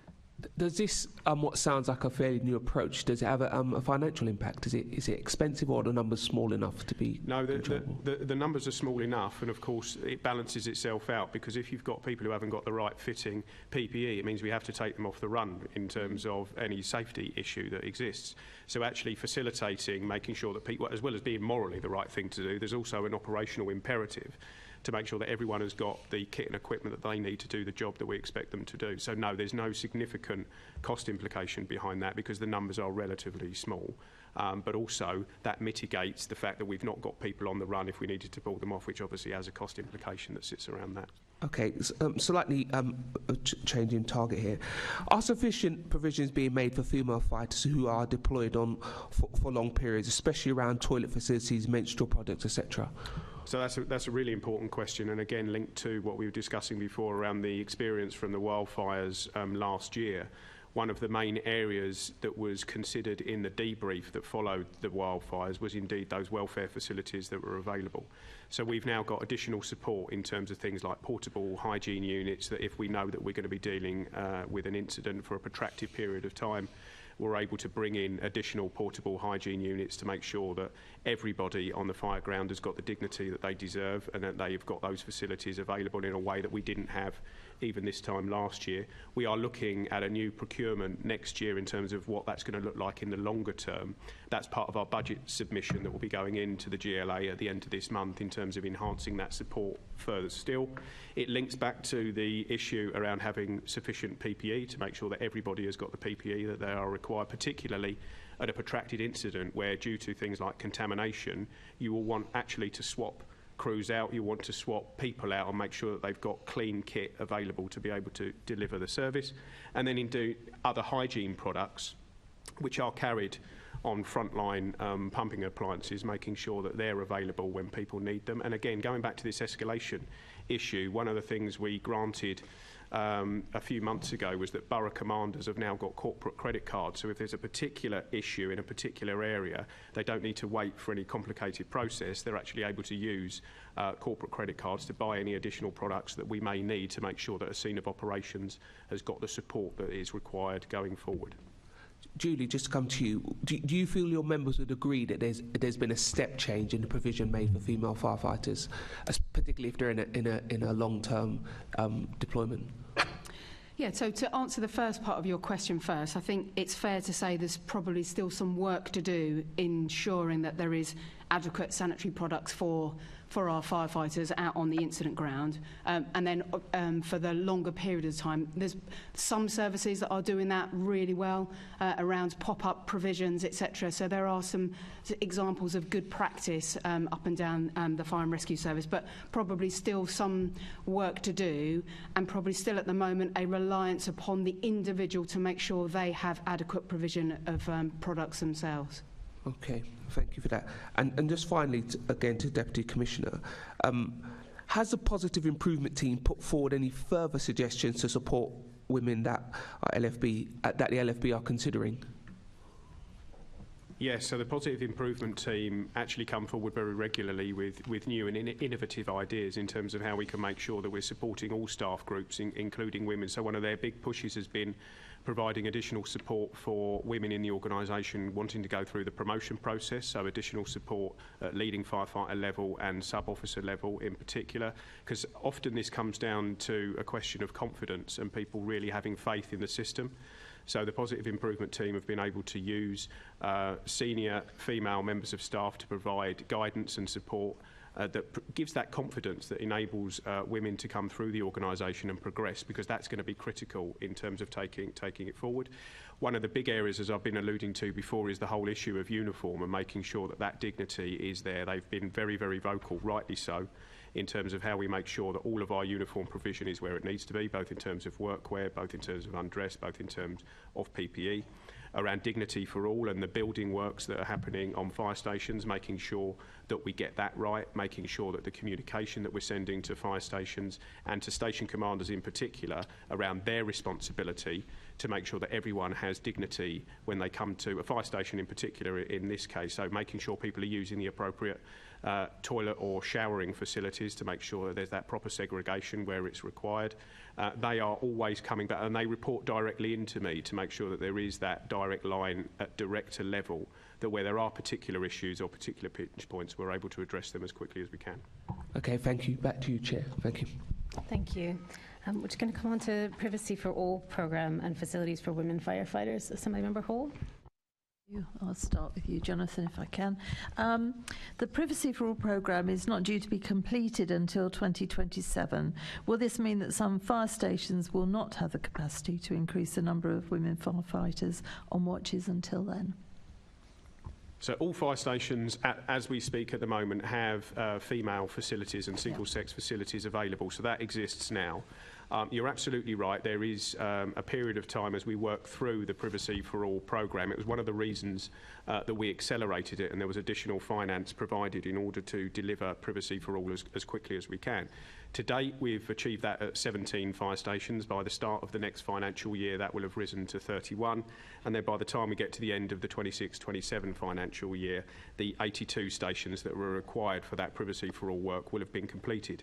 Now, in the interim, this comes down to local leadership at fire stations, so we've been very, very clear with station commanders that their responsibility is to make sure that when women come to a fire station, they've got the facilities allocated to them, and that can be done within the current footprint. There are female-only showering facilities and toilet facilities on station. At some stations there's not enough, hence the reason why these building works are going to be in place, but actually with some sensible common sense measures at fire stations, we can use the facilities that we've got to make sure that everyone's got the dignity that they need when they come to work. Okay, are you confident that it'll all be completed in 2027? Yes, I am, because this is a programme of work that we monitor very, very closely. As I alluded to in my previous answer, we've put additional funding into making sure the Privacy for All works came forward quicker than what was originally scheduled. It's something we come back to time and time again to make sure that we're on track. And quite rightly, organisations like the Positive Improvement team and indeed the unions and the Deputy Mayor scrutinising what we do as an organisation means that we are confident that we're on track. We are on track and we want to see that complete as soon as we possibly can. Okay, now I'm sure things have improved drastically since I went round all the fire stations, but can you say that all of the fire stations have at least got facilities, even if they're much smaller, much smaller, that are equivalent, if you like, to the standards of the male facilities? So on what I can say is on all of our fire stations, we have got proper female facilities that people can use that are of the same standard as male. Now, obviously, because of the nature of the demographic of the London Fire Brigade and other fire and rescue services over the course of the last 50 or 60 years, there is more facilities for men on station at the moment. But the quality is something that we make sure that station commanders keep a very, very close eye on, that it is the same, that everyone, when they come to work, has got the same standard, whether you're male or female. What it's about now is increasing the numbers of facilities that are available on fire stations, because, as I was alluding to before, we want more women in the organisation, which means our fire stations need to have the capability to absorb that increase. Now, what we have got is a very mixed estate across our 102 land-based fire stations and the riverboat stations. So some of our Middlesex stations in particular date back pre-war, and then we've got other stations, particularly in the northeast, that were part of the PFI programme, which are more modern. So there is a real difference in terms of what we've got as far as the estate is concerned, but as a minimum, female firefighters have got access to single-sex showering facilities, if they've got access to single-sex toilet facilities, but it's something that we want to increase across the rest of the estate. Okay, so you can assure me then it's not as it was when I used to see it, with the female facilities literally under the stairs and in little corners and very shabby, quite frankly. No, and it's something that I expect, if there are issues, that station commanders raise those as quickly as we can. Every time I go and do a station visit and do a check, I do look at all of the welfare facilities that are available, and our property team have come back and assured us that on all of our stations we've got the necessary female facilities to enable people to come to work in the right way. Okay, thank you. Deputy Mayor, are you content that the Privacy for All programme is sufficiently ambitious to deliver safe and secure facilities for women firefighters? I think it's getting there. I think that when the Culture Review came out and when we had the HMIC FRS report that said that they weren't satisfied with the level of facilities for women, I really pushed for the pace of the programme to be improved, and we have put additional funding in to make sure that happens.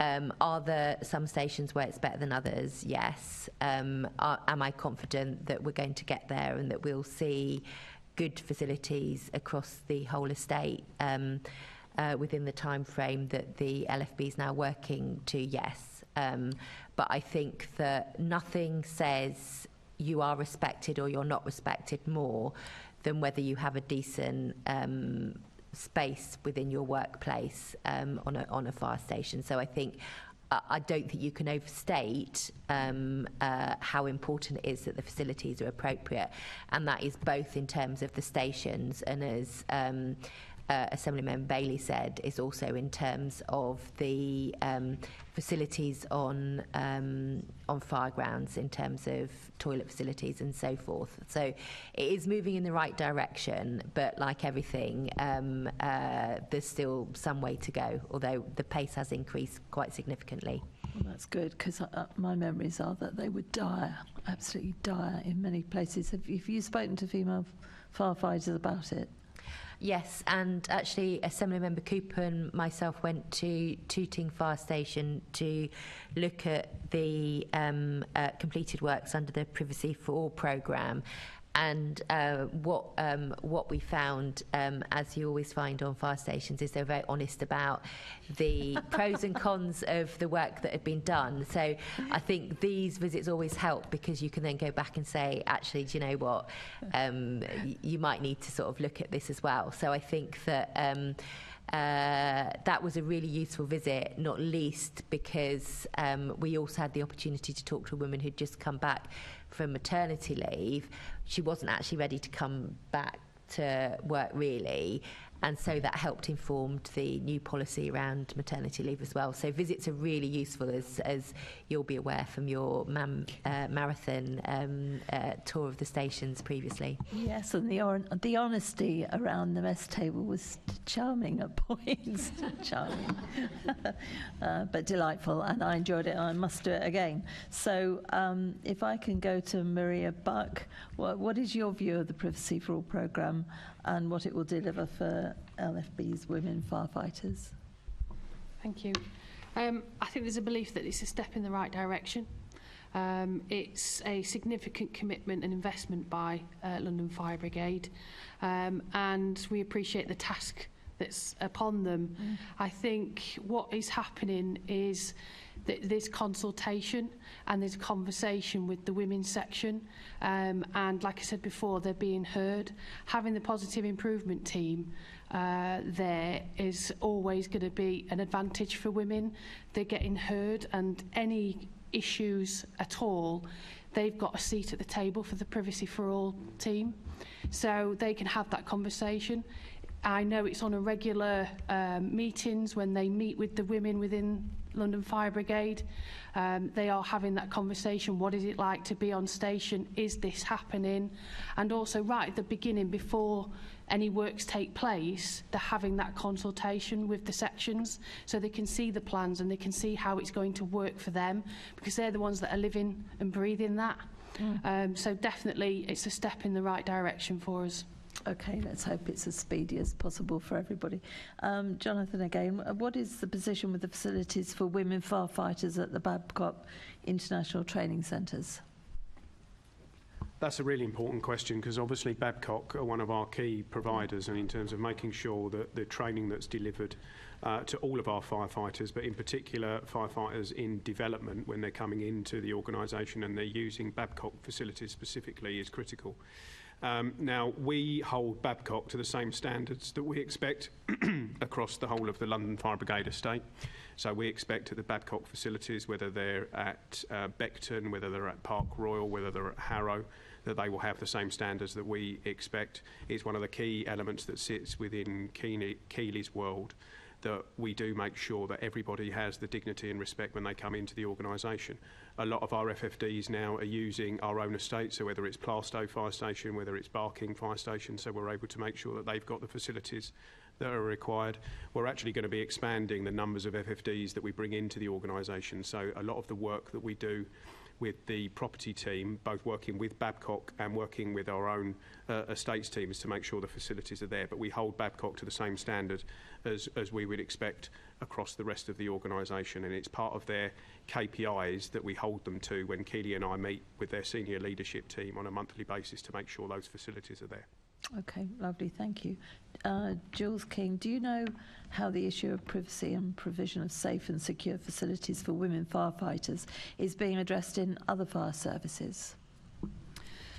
Yes, so facilities is one of those conversations that we generally have within women in the fire service, and as we've already heard, it's dependent upon estates, it depends on the age of buildings, the financial implications, and there are good, there are better services than others, but there are some that introduce things such as a design guide which provides a blueprint about what good looks like, and certainly what I've seen of the London Fire Brigade Privacy for All programme, it's certainly up there in terms of other fire and rescue services and what they're looking to introduce across the fire and rescue service.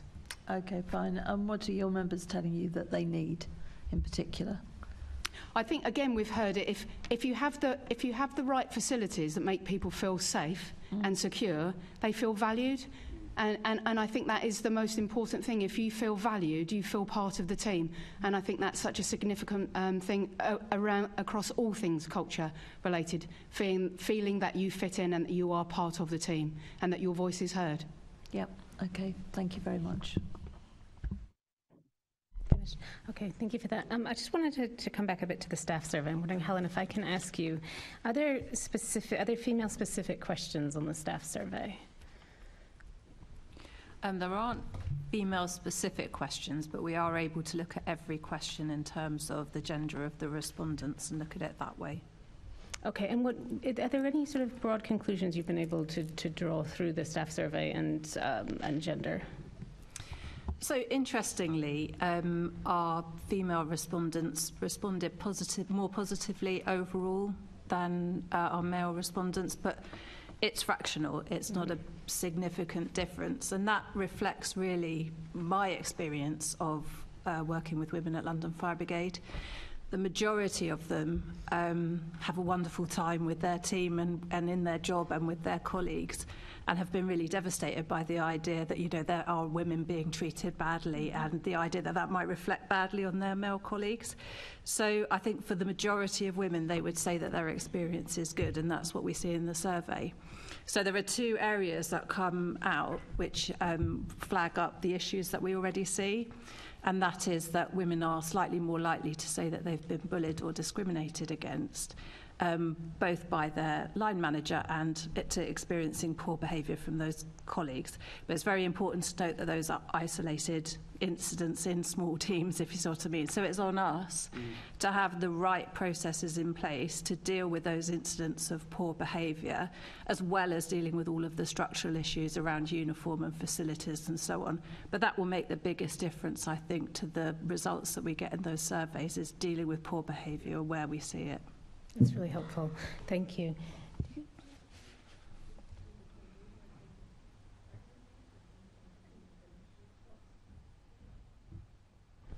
Okay, we'll continue on if that's okay with you. Or do you feel you want a 5-minute comfort break, or should we continue? There's about half an hour left in the meeting. Anyone? No one looks particularly bothered. So let's continue on, shall we? Fantastic. Okay, our final section is around recruitment, retention and support for women staff, and Assemblymember Bakari is going to lead us off. Thank you, Chair. I'll go to Julie with this question. The control is staffed predominantly by women. And what are your thoughts on why this is such an attractive area within the LFB for women, and what lessons can the rest of the LFB learn on how to recruit more women in their other sections? Yeah, thank you. I mean, I think you're absolutely right. You know, the statistics up and down the country are fairly similar. When you look at the percentage of overall women in the Fire and Rescue Service, it is between 30 and 40%, much, much higher in control environments. I think for me, some of it is around education, you know, even in our schools, etc. And so our younger generations are the future of the Fire and Rescue Service. And it's about how do we encourage that firefighting could be a career for young girls. And we are set at very, very young age in our lives in terms of what is available to us. And so I would suggest that more work could be done to encourage the Fire and Rescue Service is open and look at all the women in here, and you could be a firefighter too. Definitely. I'm going to ask a few more questions about that later as well, but I want to know what you think about the rationale of the target for female representation in the LFB. Currently is at 20% rather than, let's say, 49%, which is the reflective of London. What do you think of that target? So I've been in the Fire and Rescue Service for a long while, and I've worked in environments where there were targets for women and when there weren't. And as someone who was very much in the minority when I first started, there are times when targets can really work against those women that are already part of the Fire and Rescue Service. I've heard things over the years around tokenism and you're only here because, and I think sometimes there is as much negativity around targets as not having targets, and for me it's about education and allowing the future to be whatever it is that they want to be. Thank you. Keeley, can I bring you in? The independent culture review identified from the exit questionnaires that there was poor management and leadership, lack of transparency in processes, unfair treatment, lack of promotional opportunities, and training were key themes for women when they were leaving the LFB across all groups. What action is happening right now in the LFB to address all of these themes in order to retain our female staff? Yes, there's quite a lot of aspects that we do need to address with regards to women, not only the recruitment aspect, but also the retention, I think, of women as well. You know, when you look at our statistics of 10% operational women and, you know, looking across London, a diverse city, this is simply, you know, in my view, completely unacceptable. With regards to looking at some of the exit interview information, you know, it's very clear that, you know, the women that I speak to on a regular basis, you know, come into this organisation, they're very clear about, you know, coming into what they perceive as being a professional role. And actually, from a point of view of, you know, many of them being highly educated and want to see progression in the roles that they undertake. I think, looking at some of the maternity provision that we've done thus far, that starts to set the ball rolling to start to create the environment for women to progress. But equally as well, what I see is, we can up the intake of women at the lower levels. But I'm really keen to see, when we get to the likes of, women, having children, how their career progresses beyond that, because there seems to be a stopping point. And I think we need to get over that position and work on how we encourage people into leadership as a whole. But ultimately, there needs to be a huge amount of work done with that, which, working with a positive improvement team, I think we're starting to sort of make steps to have a look at some of the more complex issues regarding that. Equally as well, looking at some of the training aspects, from the point of view of having training not only in the operational roles, but also right across the board with, some of the leadership programs, I think are really, really key. Having to, going forward very, very shortly to review all of our leadership offerings, right from supervisory to middle and into senior leadership as well, through the Leadership Model of Trust programme. I'm confident we can start to sort of break down some of the data that we see and some of the issues we see around having challenging conversations and difficult conversations, and start to almost as well target in specific areas to give women confidence in some of these areas and to be able to overcome some of these issues. I think there is a huge amount of work to be done. It is going to take some time, I think, to do a lot of this. But actually, I'm quite confident over time we can create an environment that women will thrive in. And from the point of view of seeing women on an operation, we see it within the FRS side and also control women at a senior level. But we need to do more around, I think, the other side of things for particularly the operational staff, and I'd like to see a lot of women progress to some of the higher ranks. We touched on education as well, and I'd be interested to hear more about the outreach teams and the engagement that you're having with schools and colleges and promoting the LFB for women, and maybe Helen and Keeley, if you can come in as well at that point. Yeah, I think outreach is such an invaluable piece of work and team within the LFB. Very sadly, in years gone by, we saw that team, pretty much pushed to one side, and we didn't have them, and I think we suffered because of that. I'm really pleased to say, in recent years we've brought them back, and just to sort of bring it to life a little bit, I wouldn't be sitting here now as Assistant Commissioner if it wasn't for the outreach team, because that was the route I came in. Excellent. And that's, just shows that for a service, for the marketing they do, for the work they do with underrepresented groups, it really is invaluable to start to, really right from the very start of the journey, to actually market the service, because that's been a problem for us over many, many years, that people simply don't know enough about what we do. I know that Helen's team are shortly starting a new campaign that will be launched before the end of this year to look at that marketing piece. But again, that marketing piece, it must all be joined up all the way through, and it lead into the outreach work and the experience days that the outreach team puts on. And in particular, with regards to women, we've seen huge successes with regards to some of the fitness testing with that. This isn't about lowering standards.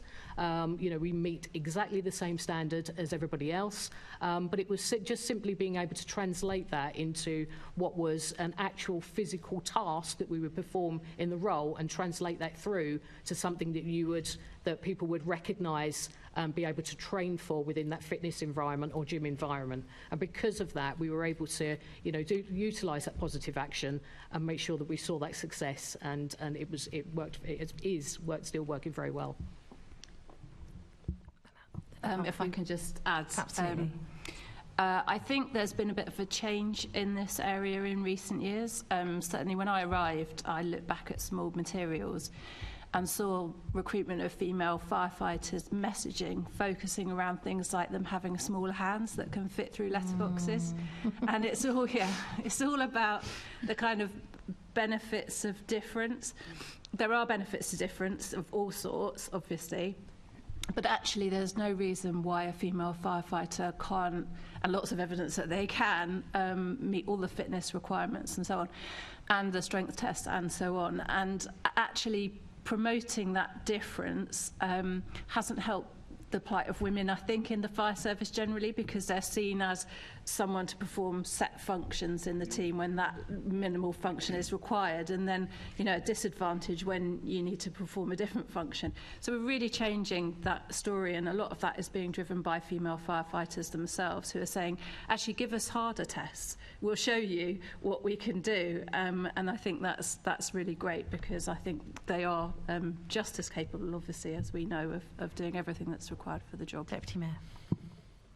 Thank you. I just wanted to correct a point that came up earlier, which was on the targets on women in the fire brigade. So the target in the CRMP is for a staff composition of 50% women. Obviously, as you say, sort of anything else is nonsensical. And then we've got a further target for the LFB to have a firefighter intake of 35% being women. And I think at the moment the new recruits are coming in at about 25%. Right. It is something that it takes a long time, and a lot of those communication campaigns to sort of get that breakthrough. But actually, when we start getting anywhere near 35% of intake being women, you'll start seeing a major shift in terms of those conversations and those behaviours. We haven't got to that tipping point. 1 in 10 firefighters being women isn't enough for a tipping point in terms of it feeling like a workforce that has a considerable number of women in. We're better than the national average, but we're way off where we want to be. But those campaigns that Helen's outlined, and sort of shifting it to much more positive, much more equal messaging will make a big difference. And we really hope that young women today really see being a firefighter as a genuine option for them, and a welcoming place to work. Appreciate that. Thank you, Deputy Mayor. On the inductions as well, the ones that are specifically for women joining the brigade, I'd like to hear from Marie what you've heard about that, and how's that encourage women to join? Yeah, I think now there's become a buddy scheme within London Fire Brigade, and now they're pairing up. A lot of women have engaged with that, and what it does, it helps the onboarding team for firefighter development. They can ask the questions that maybe they can't in a group of male colleagues, and they can be honest and open about that. And from what the feedback I'm getting is that it's actually proving successful, and it actually upskills the women that are doing the buddying as well, and they're becoming more confident about themselves in the fire service. So yeah, it's working really well, I think. And we were talking about the outreach team doing station experience days as well. I've actually seen some of those as well, but I have to say it was quite interesting the lack of women in those experience days. How are you trying to improve that part of the representation when it comes to those experience days? Yeah, I think the outreach team are working really hard. We've got a member of the positive improvement team that are working specifically with the firefighter development teams as well. So if there's any advice or support, they can help bring it to the table straight away. But again, there's a long way going. It's a journey, but they're willing to work on it. Can we talk about career progression now? I mean, you talked, Jonathan, earlier about the need for raising confidence. I'd like to know specific actions now of how you're supporting women in progressing in their careers. I also want to know how you're supporting women who may come from an ethnic minority background, who may be disabled, LGBTQ plus. You know, what are the actual distinct ways that you're making sure that you are helping women progress? And Jonathan, I'm happy for you to come in. Yeah, first and foremost, you've got to create the right cultural environment for everybody within the organisation to flourish, and that means making sure that everyone subscribes to the values and behaviours that the London Fire Brigade expects to see, and for people to feel comfortable within the organisation. There's a huge element of trust as well, and trust in the promotion process. So one of the reasons that we have independent members of our most senior panels when we're doing promotion rounds is to make sure that there is that independence and people have got trust in the system. Is why we have stakeholder panels now as well, to make sure that everybody who's working their way through the promotion process is doing so with the right values, and that we get people in the most senior positions of the organisation who are able to make sure that that's driven through at every level of the London Fire Brigade. One of the most moving things I went to actually was 2 or 3 weeks ago. There was what we had during Black History Month was an entire crew of black female firefighters who did a ladder drill and a pumping exercise in front of a large number of people, and that's probably a sector first that we've been able to do that. And we have to keep making sure that we're creating the environment that doesn't become a thing, that's actually the norm that we see in the organisation. And as I was mentioning before around confidence, when I've had conversations with women coming through the organisation, actually those who put themselves forward for the promotion rounds, interestingly enough, are usually very, very successful, because actually they want to have the confidence to go through the system and then apply for the promotion rounds. If you look at that in comparison to male colleagues, actually much more likely to almost throw their hat in the ring and chance it to a certain extent, rather than actually waiting for that real confidence and then come through, which is why when we see women coming through at leading firefighter and sub-officer level, actually the rates of success are really, really high, up there at the 80-90%, because they've got that confidence. And that was a bit of learning for me, actually, if I'm honest, in terms of reflection. But making sure our promotion guidance, our promotion rounds are clear, transparent, and we're giving people the right support in order to come through the system. That's why the work that the positive improvement team have been doing around leading firefighter and sub-officer in particular for running women-only sessions has been really, really, and I know Keeley's been supporting that as well, has been really, really important to encourage people to come through the system, because people need to see it to believe it. And as women come through the organisation, I'm very, very confident that we will see that continue at pace. But again, going back to that theme about being relentless about this, we have to keep coming back to it time and time again to make sure that we are seeing that positive improvement throughout the organisation. And Keeley, do you see that reflected in the training, that you are reflecting the need to improve on the diversity, particularly within women, and the diversity within women as well? Absolutely, without a doubt. We see that, within the training space, as I said, a lot of women, and going back to the Women's Development Days, just speaking to those groups of women, they are the confidence levels within their operational learning and that capacity is very, very high. They're very confident in that space. The part that they aren't so confident is all the questions that come out and come through around culture. Is about the environment that they go into. And that's the bit, therefore, for me, was an eye-opener, and really clearly shows the part that we've got to tackle, which, I'm really pleased to see. Obviously, all of our plans are making, good headway into that. But, from the point of view of making sure that they've got access to the correct training, making sure that actually there is equity of opportunity, in my view, for going forward. And breaking down some of those barriers that we've seen before, whereby only certain groups and certain individuals get access. I'm confident to say actually we're starting to see a turn in that, and actually there is that level playing field now, I believe, for women. I'm pleased to hear that, the level playing field bit as well. But I'm wondering how disabled members are feeling. Do they think that they're getting a level playing field as well when it comes to training and progression? I would probably say we need to do a lot more in that area when it comes to, I've spoken mainly around the operational workforce. But when we look at, you know, FRS and control, and from the point of view of disability as a whole and what the numbers look like, it would be fair to say I think we need to do a whole, you know, quite a detailed piece of work around disability within the organisation, how we encourage people to come in and how we support them within their roles and their ongoing progression and training. It's something that, you know, from the point of view of looking at other staff groups such as LGBTQ+, and also disability, you know, we can't forget about these groups of staff. It's critically important. There have been some interventions that, you know, we've looked at previously and I'd like to see taken forward with aspects such as Leonard Cheshire, which look at bringing in people with disability into the organisation, into specific areas such as finance, general counsel, etc. That's something we need to explore more. We do have also the view to expand the apprenticeship model as well. So again, you know, that's very much focused on the operational side from the point of view of bringing in women with disability and, you know, other groups. I think there needs to be a really clear focus going forward. Fantastic. I'll just end with Maria. We've heard about the things that we do need to improve on.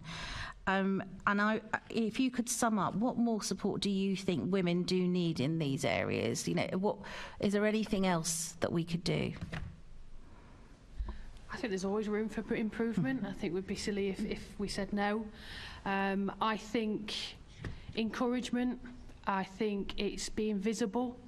It's also telling the truth to the women as well about your experience, how you felt your progression went, and actually being honest about failure. We're not always successful the first time round, and actually explain to them how we learn from that and how we bring a support team around that, and that includes the male colleagues. So it's being honest and saying, yeah, I didn't get it right this time. How can we help each other to get to where we need to be? But yeah, I think that's about it. It's about encouragement and being visible. And one of the things I've been really impressed with is the honesty aspect. In the experience that I saw, the honesty was absolutely there about the need to change the problems that were happening within the LFB. But the honesty is actually the movement that you're going to get, I think. So thank you very much. Thank you. Thank you. Before I bring you in, Assemblymember Sheikh, I just want to welcome Havering University of the Third Age. You're very welcome at the Fire Committee. Talking about women in the Fire Brigade today, so you're very welcome. Just before we move on to Assemblymember Sheikh, I just wondered, Lorraine, I always know it's a little bit difficult when we have somebody online, but I just wanted to go back and you know, as you are from the GMB, who is the main union for control staff, I just wondered if you wanted to come in quickly on your thoughts on why control is staffed predominantly by women, and your thoughts on why it's so attractive to women. I mean, I know I've been there; it's quite a buzzing and exciting environment. But I just wondered if we could have your thoughts on that as well. Well, I think it's mainly seen as an admin job, so I think that may be why there's so many women who actually work in control. It's got good terms and conditions, like the pay and that is quite good. The annual leave's quite good. But I think as I said, historically, I think it was seen more as a female role than a male role. We've got about 70% women, 30% men. But yeah, that's why I think we get more women than men. Yeah, thank you, Chair. Good morning to the panel. We're still just about in the AM. No, it's been really fascinating to hear the contributions this morning, and a big thank you for sort of talking us, I guess, through how we are attempting to shift the culture specifically around sexism in an honest and realistic way. Because I think, you know, I'm sort of new to the committee this municipal year, and I think one thing that I've spoken to Fiona about and Andy about is culture, as you've said, doesn't change overnight, and we can do the sort of like performative changes if you want to show progress overnight, but actually that's not meaningful, that's not deep, that doesn't change mindsets. And I think that we're all really investing in that kind of like deeper long-term work. So I think we are moving in the right direction, which I think has been really reassuring to hear this morning. And just to add as well, I was particularly sort of pleased as well for that kind of long-term thinking as well in terms of education in schools and apprenticeship models, because I think that is about shifting again that perceptions from a young age about how women and girls can see themselves in the fire brigade. So to that end, I just sort of only had really one question that I wanted to bring John and Lorraine in on, around maternity leave, because I think we've talked today about the importance of making sure that that is, a sort of infrastructure that is really sufficient in terms of retaining women in the London Fire Brigade, but also for them to join in the first place. So John or Lorraine, whoever wanted to come in first, just wanted to ask if, what from your perspective and the members that you represent, are you pleased with the move to maternity pay to 39 weeks full-time pay for all women in the London Fire Brigade recently approved? And do you think, for instance, there's going to be sufficient feedback loops for us to be able to assess whether that is sufficient? Shall I start with yourself, John, and then I'll come into you, Lorraine? Yeah, thank you. So, obviously 39 weeks is a vast improvement on the 15 that was currently offered. We have a national position that we think it should be 52 weeks. So there's vast reasons for that. Some of it's about contamination of the child, but our view is actually it should be 52 weeks, although we recognise that 39 is a vast improvement on 15. I'll take a liberty. Also, we have been consulting with the London Fire Brigade on menopause recently regarding how it's recorded. So we are looking at a trial where, our members who suffer with a menopause will be afforded up to 16 days menopause leave a year if needed, which we do welcome, although we have a position that no menopause should ever be recorded as sickness. So we think that actually putting a limit on it is not the right thing. If someone suffers from those symptoms and they need a 17th day in a year off, then they should get it. Our position as a frontline firefighter, all firefighters need to be ready to attend pretty harrowing incidents, Grenfell, the wildfires last year, and actually menopause is not a sickness, but it does have an effect, and if the person doesn't feel fit enough to be at work, we think actually that it should be, it shouldn't be ever be recorded as sickness. Thank you so much for bringing that up. So let's break this down a little bit. Firstly, we'll talk about the 52 weeks from the current 39 weeks approved. What is conversation looking like in terms of moving an approval for 52 weeks maternity pay and leave? Well, the London Fire Brigade is moving to 39. The FBU will continue to argue for 52 until we get there. Do you feel hopeful? I think there's definitely a want. I think it is a national issue as well. So the NJC will be a major player in that, and I think they need to take some leadership on it. It's not right that actually it's a postcode lottery, and if you're in Westmead you get 52, if you're in London you get 39, and if you're in another brigade you only get 15. It should be fair and equitable nationally, but the NJC will need to lead on that. Fiona and Jonathan, is there anything that you could do to come in on this about whether we think that there's a capacity to shift us towards the 52 weeks? Do you want to go first? Yeah. I think what we've got to try and make sure that we do and achieve is to significantly increase the provision that we've currently done, which we've been able to do in partnership with the Fire Brigades Union and our equality support groups. I think our ambition is significant. We want to try and offer the most supportive environment we possibly can for everyone who works within the London Fire Brigade.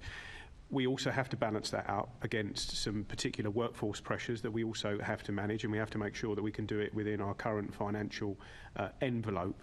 But the ambition of the organisation is absolutely to create the conditions, whether it's maternity leave, whether it's how we deal with issues like the menopause, to make sure that the organisation is supporting everyone who works within it in the best possible way. But we do also have to balance that up against particular workforce planning issues that we also have to have. But our ambition is very, very clear that we want this to be the most inclusive fire and rescue service in the country, and we want to make sure that we're offering the correct terms. Well, they're not really terms and conditions. These are minimum standards that people should expect.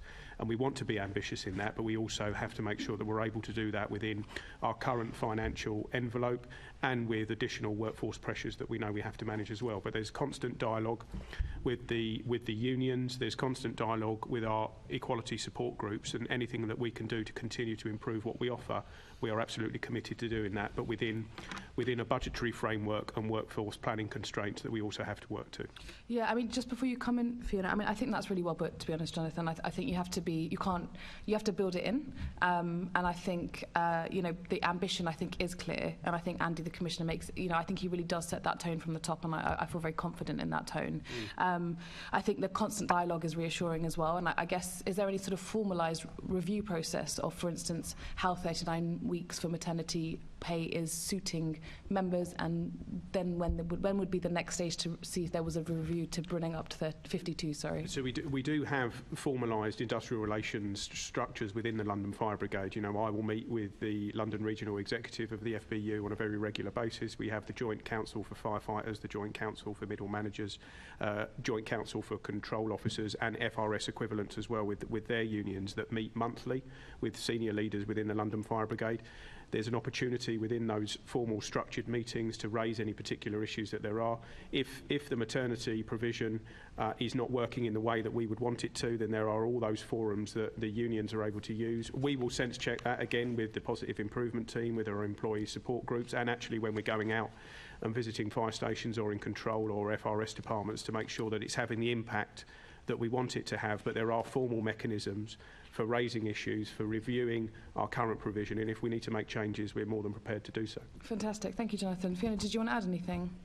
Yes, I did. So we had a long discussion about maternity pay, and I think that one of the things that struck me was that until this year, nobody had told me there was a problem.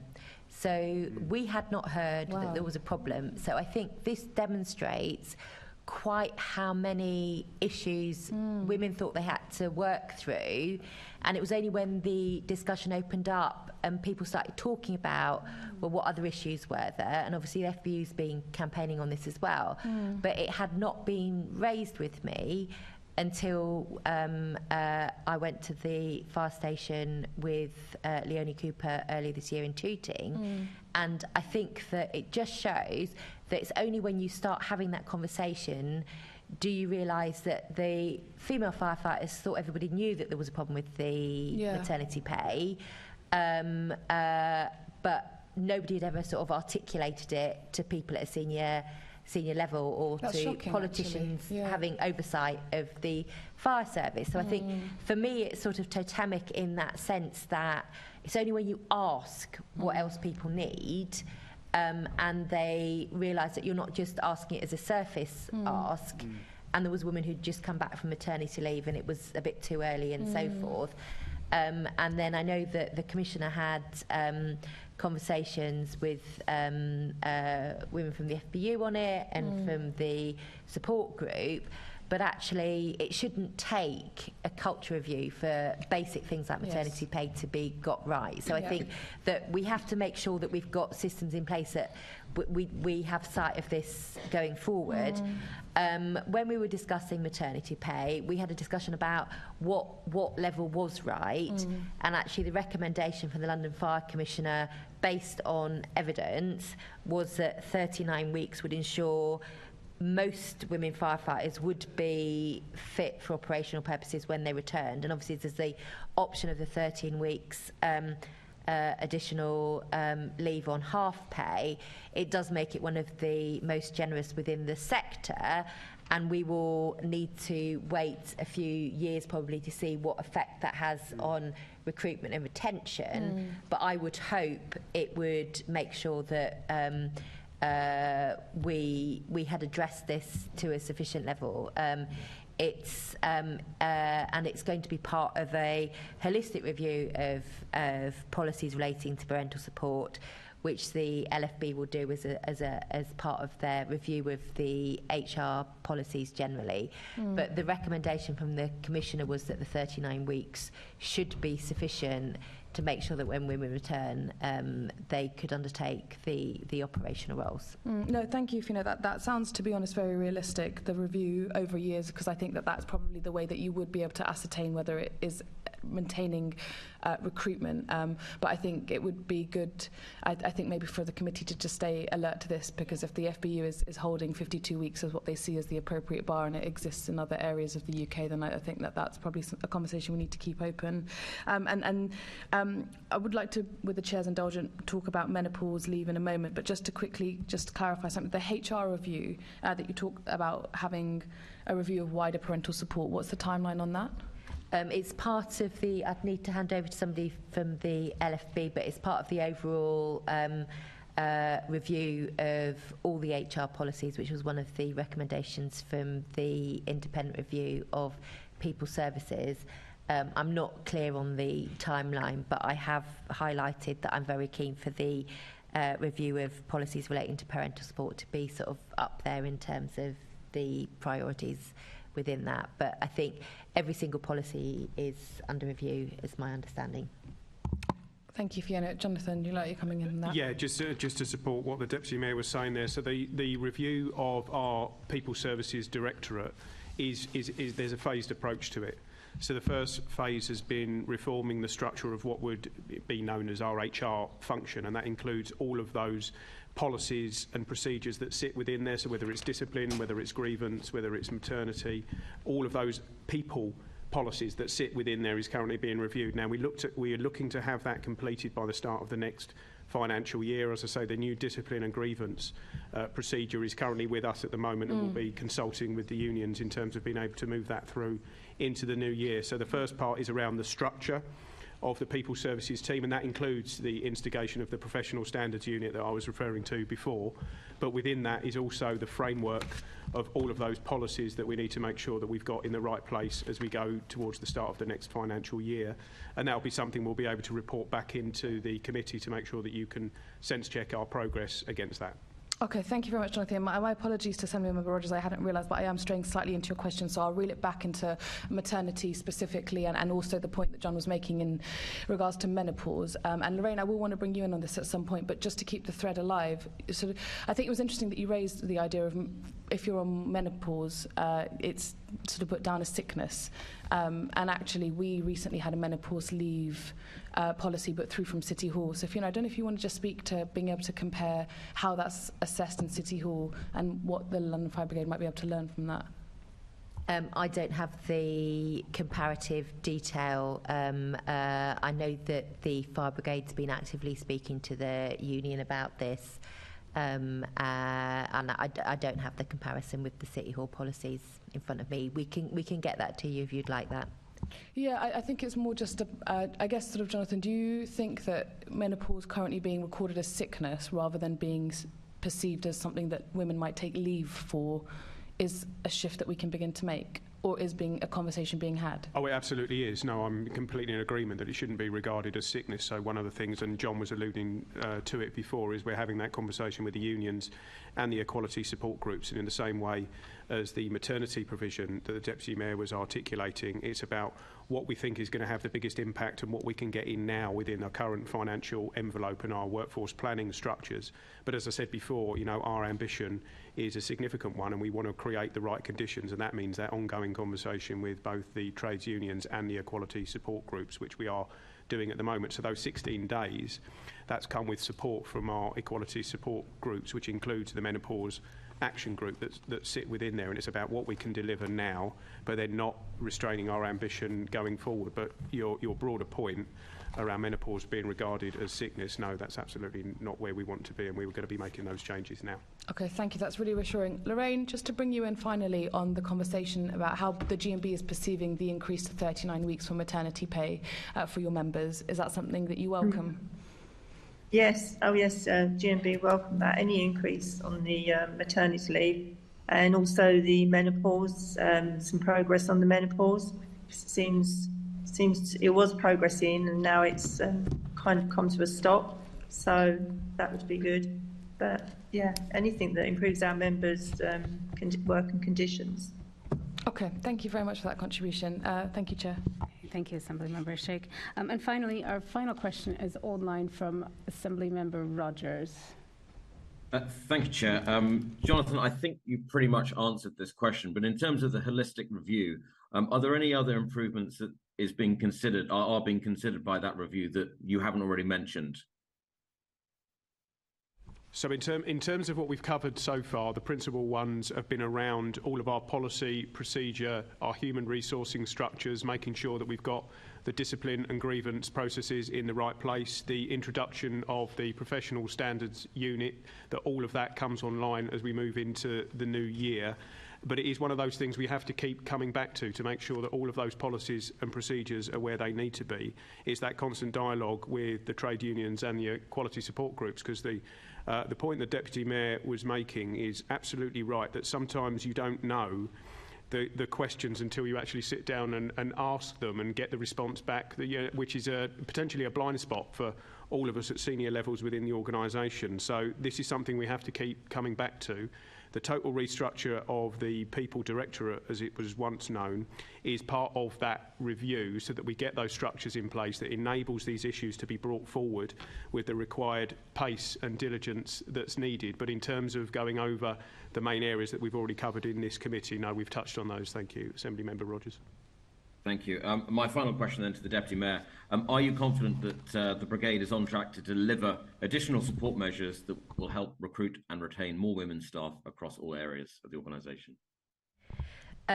Yes, I am confident that they're on track, and I think one of the fundamental steps in this process has been accepting the need to have the level of change that's required. So I've been reassured by the approach that the Commissioner and his senior leadership team have taken, the way they've approached accepting not just the findings of the culture review, but accepting the level of work and commitment that's required to drive the change that's needed. So I think that I'm confident over coming months the committee will also hear not just from senior leaders within the organisation, but from other levels of staff within the organisations, whether that's in formal or informal conversations you might have with them, that things are changing. Some of it should never have been wrong in the first place, and I've learned a lot about making sure that you don't just assume that the basics are right, and I think getting the basics right has been a big part of what's happened over the past year. So the maternity pay, so the uniform, so the making sure people are going to be able to go to the toilet on when they're out fighting a fire. Those should all have been in place already. Once we've got those in place, then I think there's a chance to move things forward even more and have the workplace and the careers open to women as part of the LFB's future, as well as being very much reliant on some of the women you've heard from today to sort of drive change. And I'd like to pay tribute to the work of women in the fire service. Keeley's driven a lot of work over her time, and congratulations, Keeley. She's just recently been confirmed as a AC, so promoted rightfully recently as well, and the work of the FBU as well over the years to really push some of these issues. It's taken a lot of effort by a lot of people to get where we are now. And this isn't going to stop. So I'd like to give assurances both to Assemblymember Rogers and to the committee that this work doesn't stop at the point at which we start seeing improvement. It's a continuous process, and we've just got to continue to drive change over coming months and years. Thank you very much. Back to you, Chair. Thank you so much. And thank you to all of our guests today. We have a few short items of business. You're very welcome to stay, or you can make your way. It was just another 2-3 minutes of committee business. Can we note the report and today's discussion? And can we delegate authority to me as chair in consultation with party group lead members to agree any output from this discussion? And can the committee note its work programme for the 2023-24 Assembly year and the additional activity undertaken since our last meeting, namely the informal briefing with the London Fire Brigade on its People Services Review? The next meeting of this committee is scheduled for the 5th of December 2023 at 10 a.m. in the chamber at City Hall. I have no other urgent business, so I now declare the meeting closed. Thank you, Chair. Thank you.